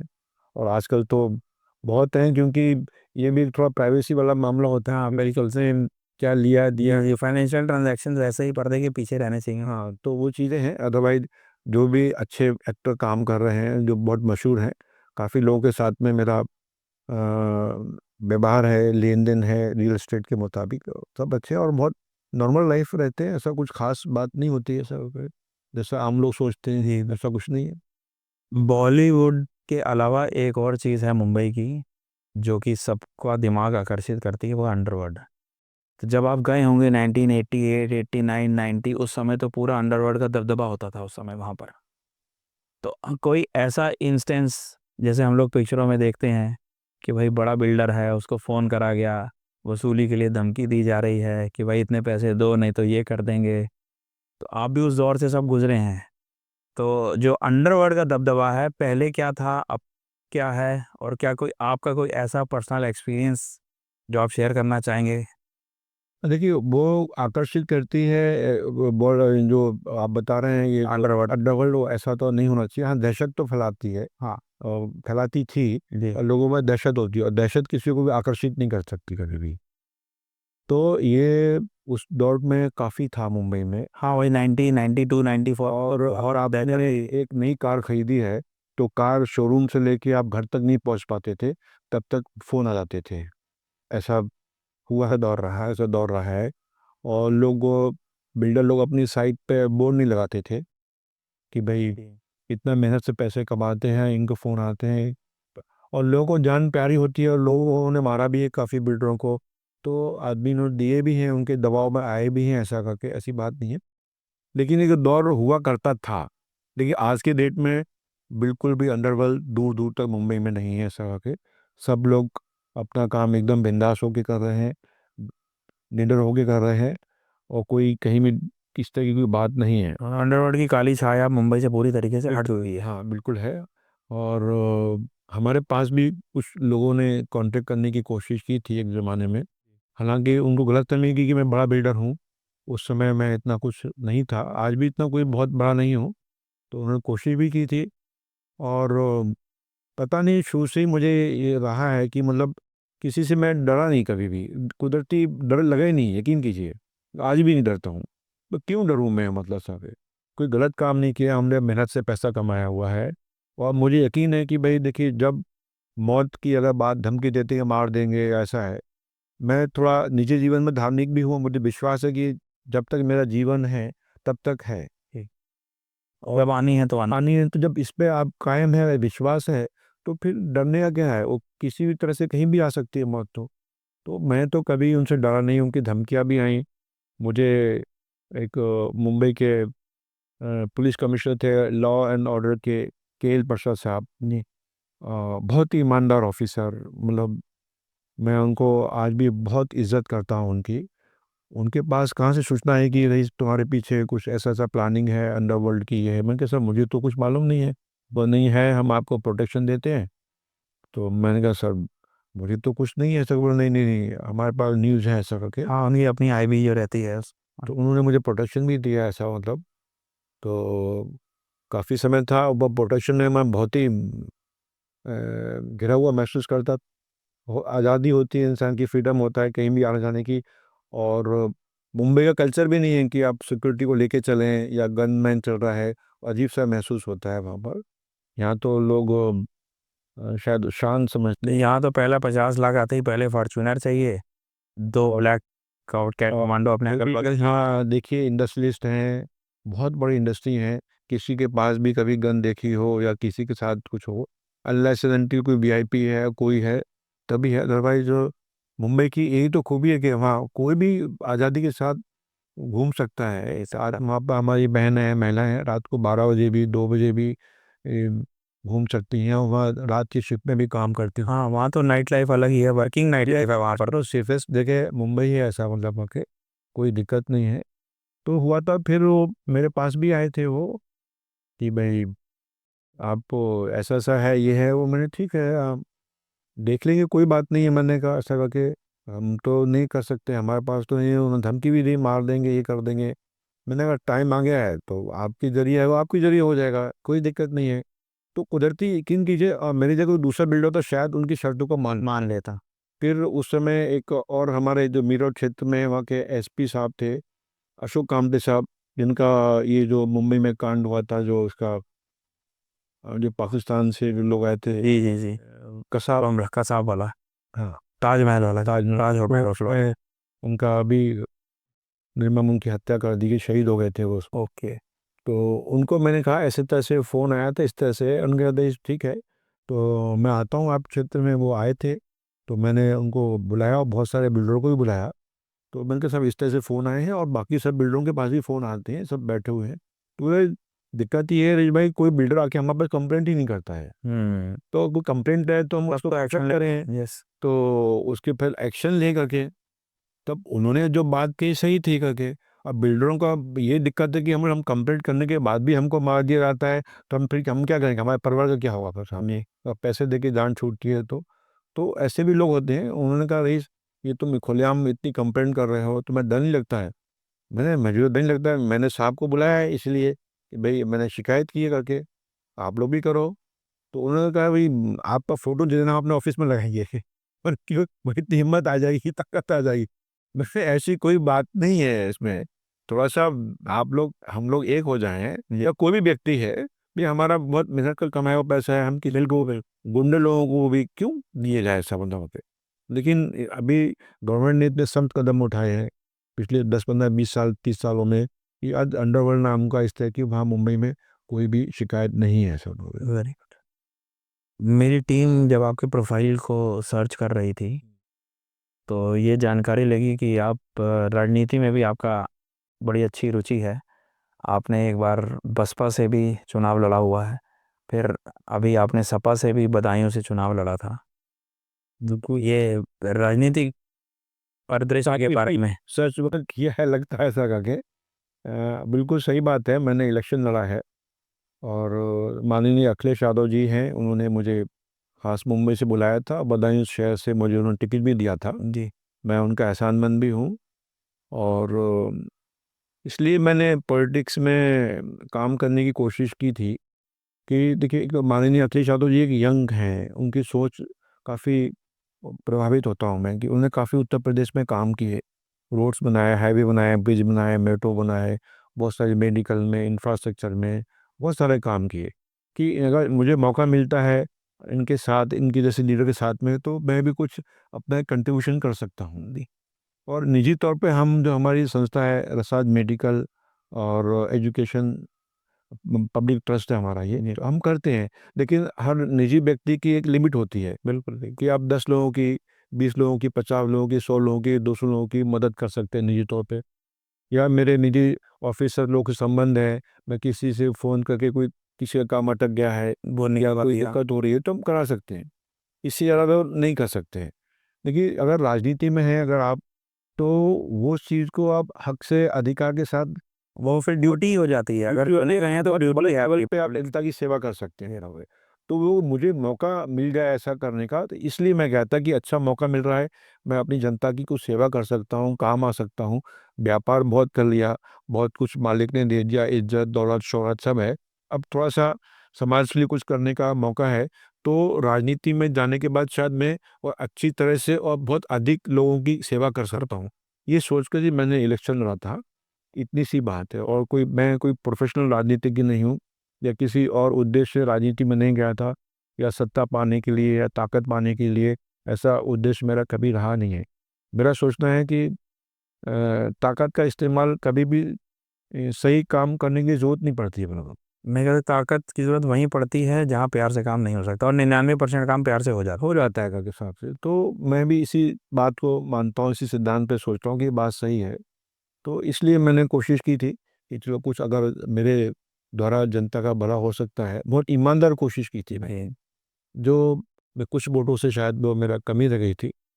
कभी मौका मिलेगा तो वो भी कोशिश करेंगे, अदरवाइज जो हम अपने निजी तौर पे कर रहे हैं वो प्रयास हमारा जारी रहेगा। पहले बसपा, फिर सपा, अब भाजपा का माहौल चल रहा है। हम्म। तो अब अगले चुनाव कहीं नहीं देखिए, बसपा से इलेक्शन लड़े थे उस समय, वापस शायद आप एमपी का कर इलेक्शन। रहा था मैंने, गुड़गांव से। गुड़गांव। उस समय मैं तभी भी मैं समाजवादी में ही था, आज भी हूँ। जी। उस समय गठबंधन था वहाँ से। Okay okay. तो किसी तरह से यहाँ का टिकट का बंटवारा जो होना चाहिए था, 2 सीट मिलनी चाहिए थी, वो हमारी पार्टी में नहीं आई थी। तो माननीय अखिलेश यादव ने कहा था कोई बात नहीं, हमारी पार्टी गठबंधन है रही, और वहाँ से भी लड़ोगे एक ही बात है। ओके ये तो वो सोच के हमने चलो ठीक है, एक कोशिश कर लेते हैं। तो आपने गुड़गांव से एमपी का चुनाव लड़ा। अब वापस आते हैं रियल एस्टेट पे, गुड़गांव वर्सेस मुंबई। गुड़गांव में अभी पीछे एक खबर बहुत चली थी, 190 करोड़ रुपए का इंडिया का सबसे महंगा फ्लैट बिका। हम्म। और जब मैं उस खबर की और बारीकी में गया तो मैंने ये देखा कि वो पेंट हाउस लगभग 16 साढ़े 16 हज़ार स्क्वायर फीट का था। तो एवरेज रेट 1,17,000 रुपये स्क्वायर फीट आया। और जबकि मैं मुंबई की अभी 2 दिन पहले की खबर देख रहा था तो उदय कोटक, उन्होंने कुछ घर खरीदे हैं, 10-12 घर खरीदे हैं 202 करोड़ रुपए के। तो उनका जो एवरेज आ रहा है वो आ रहा है 2.71 लाख पर स्क्वायर फीट। तो जो एक impression, expensive. Mumbai is more expensive, वही मैं कह रहा हूँ, क्योंकि जो एक इम्प्रेशन चल रहा है कि 190 करोड़ का फ्लैट गुड़गांव में बिक गया तो वो बिगेस्ट, बहुत महंगा है गुड़गांव। बट अगर हम लोग अंदर जाते हैं पर स्क्वायर फीट पे निकालते हैं तो मेरे ख्याल से मुंबई आज भी गुड़गांव से काफी वहाँ पे लोगों को लगता हुआ 190 करोड़ रुपया बड़ा, हालांकि आज 100-200 करोड़ का फ्लैट होना कोई बहुत बड़ी बात नहीं रही है, लेकिन उसका वॉल्यूम बढ़ा है। आपने जैसा भी कहा कि वो 16,000 फीट का था, हाँ 16,000 स्क्वायर, और उसको अगर फीट के हिसाब से निकालेंगे तो 1 लाख 1,17,000 तो सत्तर आता है। तो वॉल्यूम बड़ा है, इसलिए अमाउंट बड़ा दिखता है। अगर वही फ्लैट छोटा अमाउंट कर दे तो वही फ्लैट 50-60-70 लाख करोड़ में रह जाता है करके, बिल्कुल उसकी खबर ही नहीं छपेगी। और मेरे ख्याल से तो इतना 40, 50, 60, 80 हज़ार स्क्वायर फीट तो वहाँ पर आम है मुंबई में रेट। यस, इससे महंगे महंगे फ्लैट है वहाँ पर सर, 200-200 300 करोड़ पे भी फ्लैट बिकते हैं सर पे।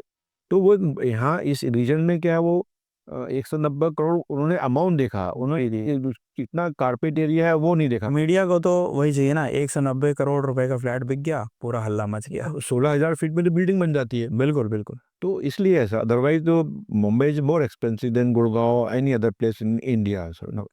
Now continuing with the question, Mumbai versus Dubai. Dubai की रियल एस्टेट मार्केट इस समय, चाहे सोशल मीडिया पे देख लें, कहीं देख लें, इस समय दुबई की रियल एस्टेट मार्केट बिल्कुल बस ऐसे लगता है कि बस उसके अलावा और कहीं जगह खरीदनी नहीं है पूरे वर्ल्ड में। तो how you will compare Mumbai versus Dubai real estate नहीं, मार्केट? मैं आज भी कहूँगा Mumbai much much better than Dubai. दूसरा एक कारण क्या है, देखिए अभी दुबई का बीच में कुछ सालों पहले आपने क्या हाल हुआ देखा होगा, लोग घर छोड़ के आ गए, अपनी गाड़ियाँ छोड़ के आ गए थे। और दुबई ट्रेडिंग सेंटर है वहाँ पर। और अभी जो कुछ कंट्रियों में, आसपास कंट्री में वॉर हुई थी, उसके काफ़ी लोग वहाँ पर दुबई दुबई में शिफ्ट हो गए। जी। तो जो वहाँ का जो एक जो प्राइस गया है, वो एक रियल नहीं है, इन्फ्लेटेड प्राइस है। इन्फ्लेटेड प्राइस हो गया है। अब थोड़े समय में ऐसा लगता है ये प्राइसेस फिर नीचे आएंगे आएंगे। और वहाँ का एप्रिसिएशन मुंबई के मुकाबले में इतना नहीं होता है। तो रेंटल इनकम ज़्यादा हो सकती है, क्योंकि लोग आते हैं, कहाँ रहते हैं और कुछ साल के लिए, कुछ महीनों के लिए उन्होंने दे दिया पैसे उस हिसाब से। लेकिन मुंबई का स्लो स्टडी होता है, जो प्राइस आ गए हैं आ गए हैं, मतलब स्टेबल ग्रोथ है, स्टेबल ग्रोथ। डिप कम आता है मुंबई में। दीप कम आता है, बल्कि नहीं आता। मैं तो 30-35 वर्षों का अनुभव है, उसमें देखता हूँ 2 बार हुआ है जो प्राइसेस डाउन हुए, लेकिन थोड़े समय के बाद में फिर स्टेबल हो गए हैं। क्या परिस्थितियां हुई उस समय की भाई, वो प्राइसेस? इंटरनेशनली इन्फ्लेशन था वहाँ पर, और जो पूरी सिचुएशन थी वर्ल्ड की वो सही नहीं थी। लेकिन फिर भी मान लेकर हमारे देश की हालत, इकोनॉमी बहुत अच्छी थी बिल्कुल दूसरे देशों के मुकाबले में। हमारे देश की आर्थिक स्थिति मजबूती के साथ हमारा देश खा रहा। शायद उसके लिए हम लोग की जो पुरानी, जिसको रूढ़िवादी बोलते हैं लोग, और या हमारा जो कल्चर रहा है, जैसे हमारे घर की महिलाओं का बचत करना होता है, बिल्कुल सेविंग में बचत रहती है बहुत सारी, या हम लोग फिजूल खर्चे नहीं करने हैं, या हमारे बच्चों के लिए, जो हमारी बेटियां होती है शादी के लिए उनकी बचत करते हैं, या उनकी एजुकेशन के लिए हम लोग बचत करते हैं। उसमें हमारी गृहिणियाँ थी, जो माताएं थी, बहनें थी, उनका बहुत बड़ा हाथ रहा है। उनके पास अच्छी खासी सेविंग रही है, जिससे हमारी मजबूत देश की स्थिति बहुत मजबूत रही। और हम पे कोई इतना बहुत बड़ा असर नहीं पड़ा जितना कि देश के दूसरे हिस्सों में पड़ा, दूसरे देशों में पड़ा। हमारे देश पे इसका असर दिखाई नहीं दिया करके। ये शायद हमारा कल्चर ही है, तो देश को मजबूती के साथ में हर स्थिति में पकड़े रहता है सबसे। रईस जी ये बताइए कि दिल्ली, मुंबई, बैंगलोर, हैदराबाद, ये तो अब आम आदमी के औकात से हो गए बाहर वहाँ फ्लैट लेना। तो कोई ऐसी सिटीज़ बताइए जहाँ पर आपको लगता हो कि वो टायर 2 टायर 3 सिटीज़ हैं, जहाँ पर ग्रोथ अभी आनी है, जहाँ पर वो इन्वेस्टमेंट अगर करना चाहे तो कर सकता है और फ्यूचर में बेनिफिट उसको रीप आउट हो जाए। हाँ, ये जो आपने बड़े शहरों के नाम गिना है, ऐसा नहीं है यहाँ पर अफोर्डेबल हाउसिंग नहीं होती हो, वहाँ भी होती है। पर वो अफोर्डेबल भी आज की आम जनता के लिए अनअफोर्डेबल हो गई है। और वो तो ठीक है लेकिन देखिए हमारे महाराष्ट्र में म्हाडा है, महाराष्ट्र हाउसिंग बोर्ड एक बड़ा बोर्ड है जो बहुत ही कम कीमतों में अच्छे पॉश एरिया में फ्लैट देते हैं वो।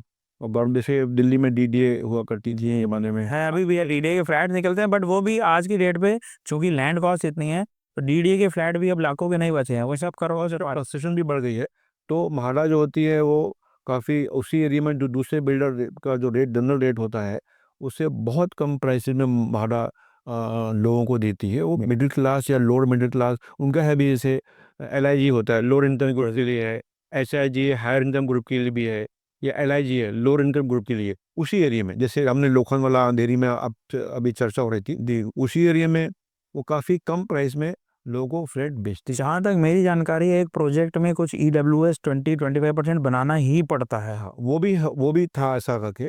तो इस तरह से जो ऐसे लोग हैं जो इतना महंगा घर नहीं खरीद सकते हैं, तो उनके लिए एक अच्छा मौका होता है, गवर्नमेंट मौका देती है कि वो लोग भी उसी बिल्डिंग में उसी एरिया में रह सकते हैं सर। और इसके अलावा प्रधानमंत्री आवास योजना है, उसमें भी सस्ते में घर मिल जाते हैं।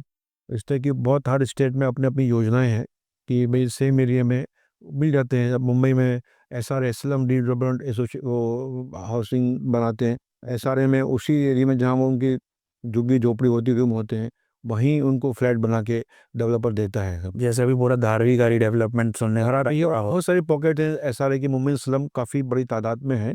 तो जहाँ पर वो उनकी रिहाइश होती है, झुग्गी झोपड़ी होती है, रूम होता है, वहाँ पर एक हाई राइज बिल्डिंग बनाते हैं, उसी में उनको फ्लैट दिया जाता है सब। तो या फिर जो बहुत सारे रिहैब करने होते हैं, रोड वाइडनिंग हो गई, हाँ, या कोई बिल्डिंग टूटी किसी भी पर्पस से कंपलसरी एक्विजिशंस में हमको रिहेबिलिटेट करना है। तो मौका मिलता है उनको भी उसी एरिया में शहर में अच्छा फ्लैट मिलता है, ऐसा देते हैं। बट फिर भी कुछ 2-4 शहरों के ऐसे नाम इंडिया में जो इन 5 शहर बड़े शहरों के बाद आपको लगता है कि इन शहरों में ग्रोथ आनी है। दूर क्यों जाए, लखनऊ देख लीजिए, जी आज लखनऊ कितना ग्रोथ, चारों तरफ बिल्कुल हर तरफ ग्रोथ कर रहा है। 20-25 किलोमीटर निकल जाए चारों दिशाओं में, वहाँ ग्रोथ हो रही है। लखनऊ में महंगे भी शहर घर हैं और सस्ते भी हैं, थोड़ा दूरी पर जाएंगे तो सस्ते भी मिलेंगे। तो हर एक के लिए तो पॉश एरिया में घर वो कीमत में नहीं मिल रहा है। अगर आपके पास कम पैसे हैं, कम बजट है, थोड़ा सा आप बाराबंकी रोड पर निकल जाइए, सुल्तानपुर रोड पर निकल जाइए, जी वहाँ पर आपको आपके बजट के हिसाब से मिल जाते हैं। और गवर्नमेंट जो कम इनकम वाले हैं, गरीबों को सब्सिडी भी देती है कम कीमत में। घर 2 लाख रुपए तक घर बनाने को भी कीमत देती है, अगर आपकी जगह है तो आपको घर भी देंगे प्रधानमंत्री योजना में और सब मतलब इस तरह की स्टैम्प ड्यूटी में भी छूट मिल रही है। स्टैम्प ड्यूटी में छूट मिलती है। खाली यह है कि लोगों को अवेयरनेस की कमी होती है, बहुत सारे लोगों को नहीं मालूम पड़ता है। तो थोड़ा सा गवर्नमेंट को चाहिए कि उनकी जो भी ऐसी योजनाएं हैं जो लोगों को लाभ पहुंचा सकती है, वो जनता तक जो भी माध्यम है, अखबार है, टीवी है, उसके जरिए उन तक पहुंचाए, ताकि अधिक से अधिक लोगों को उसका लाभ हो सके। आपने अपनी लाइफ में बहुत कुछ अचीव कर लिया। अब मैं आपसे सवाल ये करना चाहूँगा कि क्या ऐसी चीज़ है जो अभी आप अभी अचीव करना चाहते थे पर नहीं कर पाए हैं अभी तक? जो अब मैंने क्या अचीव जो भी किया अचीवमेंट है, वो शायद मेरे लिए मेरी सोच से बहुत ज़्यादा ऊपर वाले ने दिया है। अगर आपसे कोई भी व्यक्ति है या आपका खुदा भगवान आपसे कि भाई तुम्हारी क्या ख्वाहिश है, रंग मांगो, तो जो भी आप मांग सकते थे, तो अगर मैं उस समय आज से 20-30 साल पहले कुछ भी मांगता तो उससे कई हज़ार गुना खुदा ने मुझे अता फरमाया है। तो मैं आई एम फुल्ली सेटिस्फाइड कि जो भी हूँ, मुझे कोई रिग्रेट नहीं है। जो मेरे अल्लाह ने, मेरे खुदा ने मुझे दिया हुआ है, वो मेरी ज़रूरतों से कहीं ज़्यादा दिया है, वो मेरी सोच से कहीं ज़्यादा दिया है, जो भी मेरी ख्वाहिश थी उससे कहीं ज़्यादा मुझे दिया है। तो मैं उसका शुक्र अदा करता हूँ कि मेरे पास आज इज़्ज़त, दौलत, शौहरत, परिवार, हेल्थ, दोस्त, अच्छे रिश्तेदार सब मुझे उसने दिए हैं। मेरे दोस्त लोग बहुत अच्छे हैं, मेरी सबसे बड़ी असेट मेरे दोस्त बहुत हैं, बहुत, और बहुत ही ईमानदार। दोस्त पुराने और अच्छे हैं तो वो एक क्वालिटी होती है कि हाँ ये बंदा परिवार बढ़िया। बहुत अच्छा है। मेरे 2 बेटे हैं, दोनों मेरे साथ काम करते हैं। एक मेरी बेटी है, वो एजुकेशन कर रही है अभी करके। तो मेरी पत्नी है, बहुत अच्छी हैं, मेरी माँ है। वो तो कहीं न कहीं मुझे ऐसा होता है कि जो आज जो कुछ हूँ, मेरी माँ की दुआओं के का असर है कि मैं आज इस लायक हूँ। हालांकि मैं अपने आप को कभी बड़ा मानता नहीं हूँ, मैं बड़ा हूँ भी नहीं। और व्यक्ति धन दौलत से बड़ा नहीं होता है, मेरा ऐसा नंग सब मानना है। बिल्कुल सर। वो अपने व्यवहार से बड़ा हो सकता है, अपने कर्मों से बड़ा हो सकता है, या उसने दूसरों के लिए क्या किया है, या समाज के लिए क्या किया है, वो उसको छोटा या बड़ा कर सकते हैं। आप कोई व्यापार करते हैं तो आप अपने लिए कर रहे हैं, अपने परिवार के लिए पैसे कमा रहे हैं, उससे आप अमीर हैं, 10,000 करोड़ की आपके पास संपत्ति है, तो किसी गरीब को क्या? बिल्कुल। आपने उसमें से अपने गरीबों के लिए, अपने दोस्तों के लिए, अपने रिश्तेदारों के लिए आपने क्या किया है? वो जो किया है वो आपको अमीर या गरीब बनाता है। भगवान भी पैसे उन्हीं की जेब में डालता है जिनके हाथ में दूसरों को देने की ताकत होती है।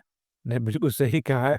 बहुत सारे कि हर एक में लागू नहीं होता। नहीं लागू होता, पर आपकी शख्सियत के लिए मैंने ये बोला है, दोस्त हैं आपकी शख्सियत के लिए ये बोला है, नहीं करते हैं, ऐसा है। अब बहुत सारे ऐसे हैं जो कुछ होता है सब खर्च कर सब देते हैं। खर्च कर देते। मैंने ऐसे दोस्त देखे हैं, लोग देखे हैं, जो कमाया मैं पूरा खर्च कर दिया समाज के लिए, दोस्तों के लिए। ऐसे लोग भी हैं, मतलब उनके पास फ्लो लगातार बना रहता हो। ऐसे लोगों को सलाम करता हूँ। लेकिन ऐसे लोग हैं तो समाज है हमारा, ऐसा ना दे। और प्यार मोहब्बत बना रहे, हम लोग आपस में एक दूसरे की तकलीफ में सहारे में खड़े रहें। एक इंसानियत सबसे बड़ा धर्म होता है। बिल्कुल। हम लोग को चाहिए अपने कि हम इंसानियत पे कायम रहें, और हम सबको मिलकर एक देश बनता है, लोगों से देश बनता है ना, कि कोई देश कोई चीज़ तो है नहीं। तो हम अपने देश के प्रति वफादार रहें, ऐसा अपने देश के लिए मर मिटने का जज्बा हमारे अंदर होना चाहिए। और हमारी प्रायोरिटी हमारा देश होना चाहिए। हमें कोई भी ऐसा काम नहीं करना चाहिए जो हमारे देश के खिलाफ हो। हमारे देश की आन बान शान हमेशा से रही है और बनी रहे। जैसे हम कहते हैं हमारा हिंदुस्तान अमर है, सबसे बड़ा है, सबसे ऊपर है। तो वो चीज़ हम लोग ही बनाते हैं ना रखे, तो हमारे कर्म ही होंगे ना। बिल्कुल। ऐसे तो देश को अमर बनाते हैं, महान बनाते हैं। तो हम ऐसे काम करते हैं, हमारा देश और पूरी दुनिया के नक्शे में सबसे ऊपर लगाए। हम हमारी भी ख्वाहिश है उसमें जो भी कंट्रीब्यूशन कर सकते हैं करनी सबसे इंडिविजुअल कंट्रीब्यूशन सही वो होना है। चाहिए सब। तो हिंदुस्तान सबसे अच्छा है और रहेगा, मेरा सोचना ही। 2047 का जो विजन है, मेरे ख्याल से हम लोग टॉप 2 टॉप 3 में पहुंच ही जाएंगे। इंशाल्लाह पूरी तरह से रखे हम तो। देश है तो हम हैं, मतलब बिल्कुल सर। देश नहीं है तो हम भी नहीं है सब। अब एक यंगस्टर्स को लिए आपके अपने एक्सपीरियंस से क्या सलाह देना चाहेंगे जिनसे कि वो अपना career path, life, work life balance, इन सब चीज़ों को अडॉप्ट कर पाए? देखिए, हर चीज़ का सक्सेस का जो फार्मूला है वो मेहनत ही है करके। आज ये बहुत बड़े इंडस्ट्रीज हैं, जैसे मुकेश अंबानी जी हैं, आज भी इतनी मेहनत करते हैं, सुबह अर्ली मॉर्निंग उठते हैं, हर चीज़ पे बारीकी से ध्यान रखते हैं, छोटे छोटे चीज़ों पर। तो नहीं तो आज इतने बड़े व्यक्ति हैं, अल्लाह बड़े क्या जरूरत है मेरे पे। तो मेहनत कहीं नहीं, जो मेहनत नहीं करेगा तो कामयाबी हासिल नहीं हो सकती है। और जुनून पैदा करना चाहिए, किसी भी फील्ड में आप जा रहे हैं, वो आपको पागलपन की हद तक आप काम नहीं करेंगे तो वो कामयाबी आगे कभी नहीं मिल सकती। और एक ईमानदारी होनी चाहिए, जो भी काम कर रहे हैं, क्या कहते हैं, जॉब भी कर रहे हैं तो आपको जॉब ईमानदारी के साथ करना है सब पे। तो ईमानदारी हो, देश के पास निष्ठा हो, डेडिकेशन हो, और आगे बढ़ने का जज्बा होना चाहिए कि जहाँ हूँ खुश हूँ, ऐसा नहीं। आपको एम्बिशियस होना चाहिए। एम्बिशियस होने के लिए पूरा जो भी आपके अंदर सामर्थ्य है उससे पूरे प्रयास करते रहना चाहिए मेरे ख्याल से। और हम हमारा एक्सरसाइज ज़्यादा ही प्रयास करेंगे तभी तभी होता है। अब दौड़ में आपको फर्स्ट आना है और दौड़ में 50 लोग हैं, 100 लोग हैं, तो सबसे आगे सबसे तेज आपको दौड़ना है, तभी आप फर्स्ट आएंगे सबके साथ। पर आजकल के जो यंगस्टर्स हैं वो कहते हैं मैं दौड़ में सेकंड आया हूँ, ये पूछो दौड़े कितने थे, वो कह रहे हैं 2 ही लोग। आज के यंगस्टर का कॉन्सेप्ट ये हो गया। अरे जी, कोई एक ऐसी परिस्थिति जो आपके लाइफ में ऐसा लगता हो कि बहुत टफ सिचुएशन थी जिसको कि आपने पार करा? उसके लिए कि इंग्लिश में कहावत है ऐसे तो, when the going gets tough the tough gets going. जी, बहुत बढ़िया बात करी आपने ये। अदरवाइज मुझे तो ऐसा लगता है कुछ टफ चीज़ें होती नहीं, हम ही महसूस करते हैं उसके लिए। और जब तक आप उस फील्ड में कूद नहीं जाते हैं तब तक वो मुश्किल नज़र आती है। एक बार उसमें आप कूद जाइए तो सारी चीज़ें आसान होती जाती हैं। समुद्र की गहराई तो तट पे रह के नहीं नापी जा सकती, आपको जाना ही पड़ेगा, जाना ही पड़ेगा। कूदना ही पड़ेगा। तो मुश्किल होती है लेकिन मुश्किल को बहुत नामुमकिन नहीं है। और जो मुश्किल का सामना करता है वही तो ग्रेट होता है, वही तो चीज़ होता है। नहीं तो आम आदमी की ज़िंदगी तो सब जी रहे हैं। हर आदमी तो महान नहीं हो सकता है। बिल्कुल। महान वही होता है जो मुश्किलों को पार करे, दरिया को पार करता है, वही महान कहलाता है। क्योंकि हर आदमी सिकंदर तो नहीं होता ना। वो मुकद्दर का सिकंदर जाने मन कहलाएगा। मुश्किलें ना हो जीवन में तो जीवन का मज़ा भी नहीं आता है, मेरा ऐसा सोचना है। बिल्कुल, हम लोग रोज ही मुश्किलों के सामने दुख का आपको आनंद लेना है, तो आपके पास अगर दुख नहीं आया तो सुख का आनंद भी नहीं आएगा आपको। समझ ही नहीं आएगा सुख और दुख का डिफरेंस क्या है। एक अच्छा स्वास्थ्य आपको तभी मालूम पड़ेगा जब आप अस्वस्थ हो, बीमार होंगे, जब बिल्कुल। बीमार होंगे। अगर आपको स्वस्थ जीवन का अहमियत नहीं होती है वगैरह, तो ये चीज़ें जीवन में है ऐसा करके। सर अब एक हमारा छोटा सा सेक्शन है, पूछिए वन वर्ड आंसर्स। हाँ, योर फेवरेट फिल्म। फिल्म तो मुझे अमूमन एक कोई हल्की फुल्की कॉमेडी फिल्म हो कोई, वो अच्छी लगती हैं, या फिर जो ज़िंदगी के नज़दीक हो, हकीकत को टच करती हो, जी। वो फिल्में इस तरह की कोई फिल्म बहुत अच्छी लगती है। अदरवाइज़ एक फ़िल्म थी, बहुत पुरानी फ़िल्म है, मुग़ल ए आज़म, हाँ, वो मुझे बहुत पसंद है वैसे। वो तो फॉरएवर है। हाँ, मतलब जैसे अभी आपने कुछ देर पूछा था कि भाई रियल एस्टेट में कोई ऐसा कोर्स नहीं है, डिग्री नहीं है, जो इंसान कोर्स करे या डिग्री करे तो वो जी। उसमें आए, कैसे आए प्रिपरेशन के साथ में। तो इसका देखिए उसके डायरेक्टर थे के आसिफ साहब। ऐसा बताते हैं वो पढ़े लिखे भी नहीं थे, शायद उनको सिग्नेचर करना भी सीखना पड़ा था कहीं ऐसा करने के लिए। ओके। कोई फॉर्मल ट्रेनिंग किसी की उन्होंने ली हो या कोई कुछ भी नहीं था, पर वो इंसान गजब का मतलब टैलेंटेड था। आप उनकी फिल्म देखें उस वक्त, फिल्म बिल्कुल टेक्नोलॉजी, आज के डेट में वैसे ही मुगल आजम नहीं बन सकता। मतलब यकीन ही नहीं होता कि मतलब एक ऐसा इंसान जिसने कोई ट्रेनिंग नहीं ली हो, कोई फिल्मों का कोई तजुर्बा ना हो, और उत्तर प्रदेश से ही थे वो, और इतनी गजब की फ़िल्म बना सकता है। तो फ़िल्म इसलिए बहुत अच्छी लगती है कि उस समय के हालात में उस आदमी ने वो काम कैसे गजब की फ़िल्म बनाई। वो जुनून था जो अभी कुछ देर पहले था, बिल्कुल बिल्कुल। वो पागलपन की हद तक जुनून था, मतलब उनको वो चीज़ चाहिए तो चाहिए, चाहे वो फ़िल्म में नज़र आए या ना आए। तो उसमें कुछ शायद कोई सीन था, मुझे नहीं मालूम है, तो वो राजा जो उन्होंने रोल किया था जो पृथ्वीराज चौहान का था, जी। तो उनको कुछ शूज़ पहनने थे इस तरह के। तो अब वो शूज़ वो कहाँ-कहाँ से गए, कहाँ-कहाँ से बनवाए, उस वक़्त के हिसाब से बहुत महँगे शूज़ थे। जबकि वो शूज़ दिखने नहीं थे, मतलब सीन में नज़र नहीं आ रहे थे। तो उन्होंने कहा भई नहीं आएँगे ठीक है, लेकिन जब शूज़ आदमी पहनेगा उसके अंदर एक फ़ील आती है। हाँ, बिल्कुल। वो फ़ील मैं ऐसे शूज़ पहना के दूँगा वो नहीं आएगी। वो फ़ील वाक़ई वो उसी तरह के शूज़ पहनाऊँगा तो फ़ील आएगी उनके अंदर। तो फ़ील आए करके उन्होंने इतनी मेहनत की शूज़ पहनाने के लिए, या उस फ़िल्म के जो गाने हैं, उससे फ़ील आए, या वो जो फ़िल्म की हीरोइनों ने जो हथकड़ी रहते हुए पहने से और वो सब रियल थी, इतना वेट था। तो ये सोच थी उनकी इस तरह की। तो ऐसा नहीं है कि आदमी ने अगर कोई ट्रेनिंग नहीं ली है तो आदमी अच्छा काम नहीं कर सकता है।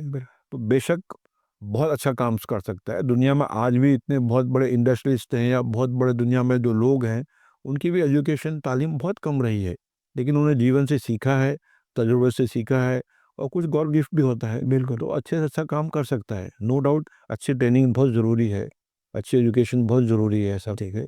तो उसके बगैर भी लोगों ने काम किया है, मेरा कहने का मतलब ये है सब। अब सर आपका फेवरेट फूड। आप पूरी दुनिया घूमे हैं, पूरा घूमते ही रहते हैं, आपका काम ऐसा है। What is your favourite food. नहीं, फूड के मामले में तो मैं बहुत ज़्यादा शौकीन नहीं हूँ। मैं सिंपल सादा भोजन पसंद करता हूँ, जो हेल्दी होना चाहिए। जैसे सादा जीवन उच्च विचार, कोई भी से खाना हो, सिर्फ हेल्दी हो, जैसा अन्न वैसा मन। हेल्दी होना चाहिए बस। ओके। हेल्दी है, चाहे वो दाल रोटी है या कोई भी चीज़ बनाया हुआ है, हेल्दी हो। अब मैं बाहर का खाना खाना पसंद नहीं करता हूँ, लेकिन कहीं मजबूरी हो तो खा लेता हूँ। घर का खाना सबसे अच्छा खाना होता है, और हेल्दी खाना होना चाहिए। हेल्दी खाना आपके मन को, आपकी रूह को, आपको स्वास्थ्य को, आपके शरीर को बहुत अच्छा रखती है। जैसा आप खाएँगे, वैसा सोचेंगे, वैसा करेंगे भी। वही जैसा अन्न वैसा मन। मन, ऐसा मेरा सोचना है। बिल्कुल नहीं, बिल्कुल आप बहुत अच्छी बात है। आपका कोई रोल मॉडल लाइफ में। ऐसे तो बहुत सारे व्यक्ति हमारे देश में भी रहे हैं, जिन्होंने आदर्श रहे हैं, लेकिन मैं ऐसा सोचता हूँ कि हमारे जो प्रोफेट थे मोहम्मद रसूलुल्लाह सल्लल्लाहु अलैहि वसल्लम, वो मेरे लिए रोल मॉडल हैं हर तरह से। जीवन में अगर उनकी शिक्षा को आप अमल करते हैं हर फील्ड में, तो वो आज के समय में भी उतनी ही इम्पोर्टेंट है जितनी कि उस समय में थी, और आने वाले समय में भी हो। चाहे रोज़मर्रा का जीवन हो, चाहे हम व्यापार करें, चाहे रिलेशन करें, किसी के साथ कोई भी रिलेशन है, हमारे रिश्तेदार हैं, तो समाज में कैसे रहना है, उनकी जो शिक्षा है आज भी उतनी इम्पोर्टेंट जितनी पहले थी करके। तो मैं उनके लिए अपना लाइफ का रोल मॉडल मानता हूँ। और आपकी कोई फेवरेट ट्रैवल डेस्टिनेशन। ऐसे काफ़ी मुल्कों में घूमने का मौका मिला है और मैं स्विट्ज़रलैंड बहुत पसंद करता था। लेकिन आज हमारे देश में भी ऐसी-ऐसी चीज़ें हैं, आप विश्वास करें, जो आपको स्विट्ज़रलैंड से बेहतर भी चीज़ें दिखा सकते हैं। और सही तरह से हमारे देश को एक्सप्लोर करें, तो स्विट्ज़रलैंड भी मिलेगा आपको, यहाँ पर अमेरिका भी मिल सकता है, यहाँ पर दुबई भी मिल सकता है, ऐसा करके मुझे तो अपना देश में भी बहुत अच्छा लगता है। तो इंडिया में ही सब जगह की एक ही खूबियाँ हैं, हमको पहाड़ हैं, नदी ही समुद्र। क्या नहीं है हमारे पास में? बहुत कुछ है। क्या जिसके पास होता है तो शायद उसको महत्व कम होता है। तो हम बाहर भागते हैं सबसे। तो बाहर की शहर की लाइफ में आप क्यों जा रहे हैं? हमारे सब कुछ है, हमारे हिमालय हमारे पास है, पहाड़ हैं, एक से एक अच्छी नदियाँ हैं हमारे पास में। आप जाइए, घूमिए, देखिए करके बहुत आनंद आएगा आपको। तो आजकल एक नया कॉन्सेप्ट चल रहा है हॉलिडे होम्स का, तो क्या आप अपने रियल एस्टेट में हॉलिडे होम्स डेस्टिनेशंस पे भी कुछ प्रोजेक्ट्स प्लान कर रहे हैं? नहीं, ऐसा है, देखिए सब ये चीज़ें हैं, ये भी सब मार्केटिंग ही है, चीज़ों को, अपने प्रोडक्ट को बेचना ही है करके। और जिनके पास बहुत पैसा होता है, जिनके अपने घर शहरों में होते हैं, तो एक दूसरा घर लेने की कोशिश करते हैं, उसको हॉलिडे होम का नाम दे देते हैं कि भाई वहाँ जाएँ, आप रहें, थोड़ा समय बिताएँ फैमिली के लिए। अच्छा है, अगर आप अफ़ोर्ड कर सकते हैं, बिल्कुल करें। और मुझे कभी ऐसा मौका मिलेगा तो मैं भी ज़रूर बनाऊँगा। जगह की ज़रूरत पड़ती है, थोड़ा-सा समय की ज़रूरत पड़ती है उसके लिए भी। एक कोई अनफुलफिल्ड ड्रीम आपका? ऐसे तो मैंने अभी थोड़ी देर पहले कहा था, मैंने जो भी सोचा था उससे ज़्यादा कुदरत ने मुझे दिया है। और मैं ऐसा सोचता हूँ कि मेरी और हायर एजुकेशन मुझे करनी चाहिए थी, जो शायद मैं अब नहीं कर सकता हूँ, मतलब आगे। जो मैंने ग्रेजुएशन किया था उसके बाद लॉ में लॉ अनकम्प्लीट करके छोड़ दिया था। जी, अगर मैंने लॉ कर लिया होता या किसी में भी मास्टर डिग्री होती या मैंने किसी में पीएचडी की होती, तो शायद मुझे और आज बेहतर चीज़ों को मैं समझ सकता था। हाँ, वो एक मुझे ऐसा फ़ील होता है कि वो एक चीज़ मैं कर सकता था शायद उस समय, वो मैंने नहीं की है शायद ना। चलिए, उसके बगैर भी आपने बहुत कुछ जीवन में करा है, इसके लिए आपको बहुत-बहुत बधाइयाँ। आपका भी बहुत-बहुत धन्यवाद। आपने इतनी अच्छी बातें की। आपका मुझे पूरा विश्वास है कि आपका शो जो लोग भी देखेंगे उनको पसंद आएगा। आपकी टीम का बहुत धन्यवाद। उन्होंने इतनी तरह से सारी तैयारियाँ की, हर तरह से, और समय पर आए ऐसा करके। मेरी आपके लिए, आपकी टीम के लिए बहुत सारी शुभकामनाएँ हैं कि आपका जो टीडीएस है शो बहुत कामयाब हो। Thank you very much. आप कार्ड से भर रहे हैं वो भी कामयाब है। लाखों करोड़ रुपए जमा होते हैं, जी, तो आपके खाते में भी बहुत सारे टीडीएस जमा होते रहें धन्यवाद। और आपका शो पूरे देश में मशहूर हो और बहुत बड़ी हस्तियों को आप बुलाएं, उनसे अच्छी बातें करें और बात ऐसी हों जो हमारे जो व्यूअर्स हैं, हमारे दर्शक हैं, उससे सीख सकें, उससे लाभ ले सकें। इसी आशा उम्मीद के साथ मैं उम्मीद करूँगा आप मुझे शायद फिर आपके शो में आने का मौका देंगे। बिल्कुल भैया, बहुत बहुत धन्यवाद। थैंक यू, नमस्कार। खुद ही को कर बुलंद इतना कि हर तकदीर से पहले खुदा बंदे से पूछे कि रज़ा क्या है। तो ये थी हमारी मुलाकात रसाल ग्रुप के सीएमडी रईस अहमद जी से। उम्मीद है कि ये पॉडकास्ट आपको पसंद आया होगा। साथ ही साथ कमेंट बॉक्स में हमें ये लिख कर बताएं कि अगला पॉडकास्ट आप किन मुद्दों पे चाहते हैं, ताकि हम उस पे काम कर सकें और आपके समक्ष अच्छे से अच्छा कंटेंट ला सकें।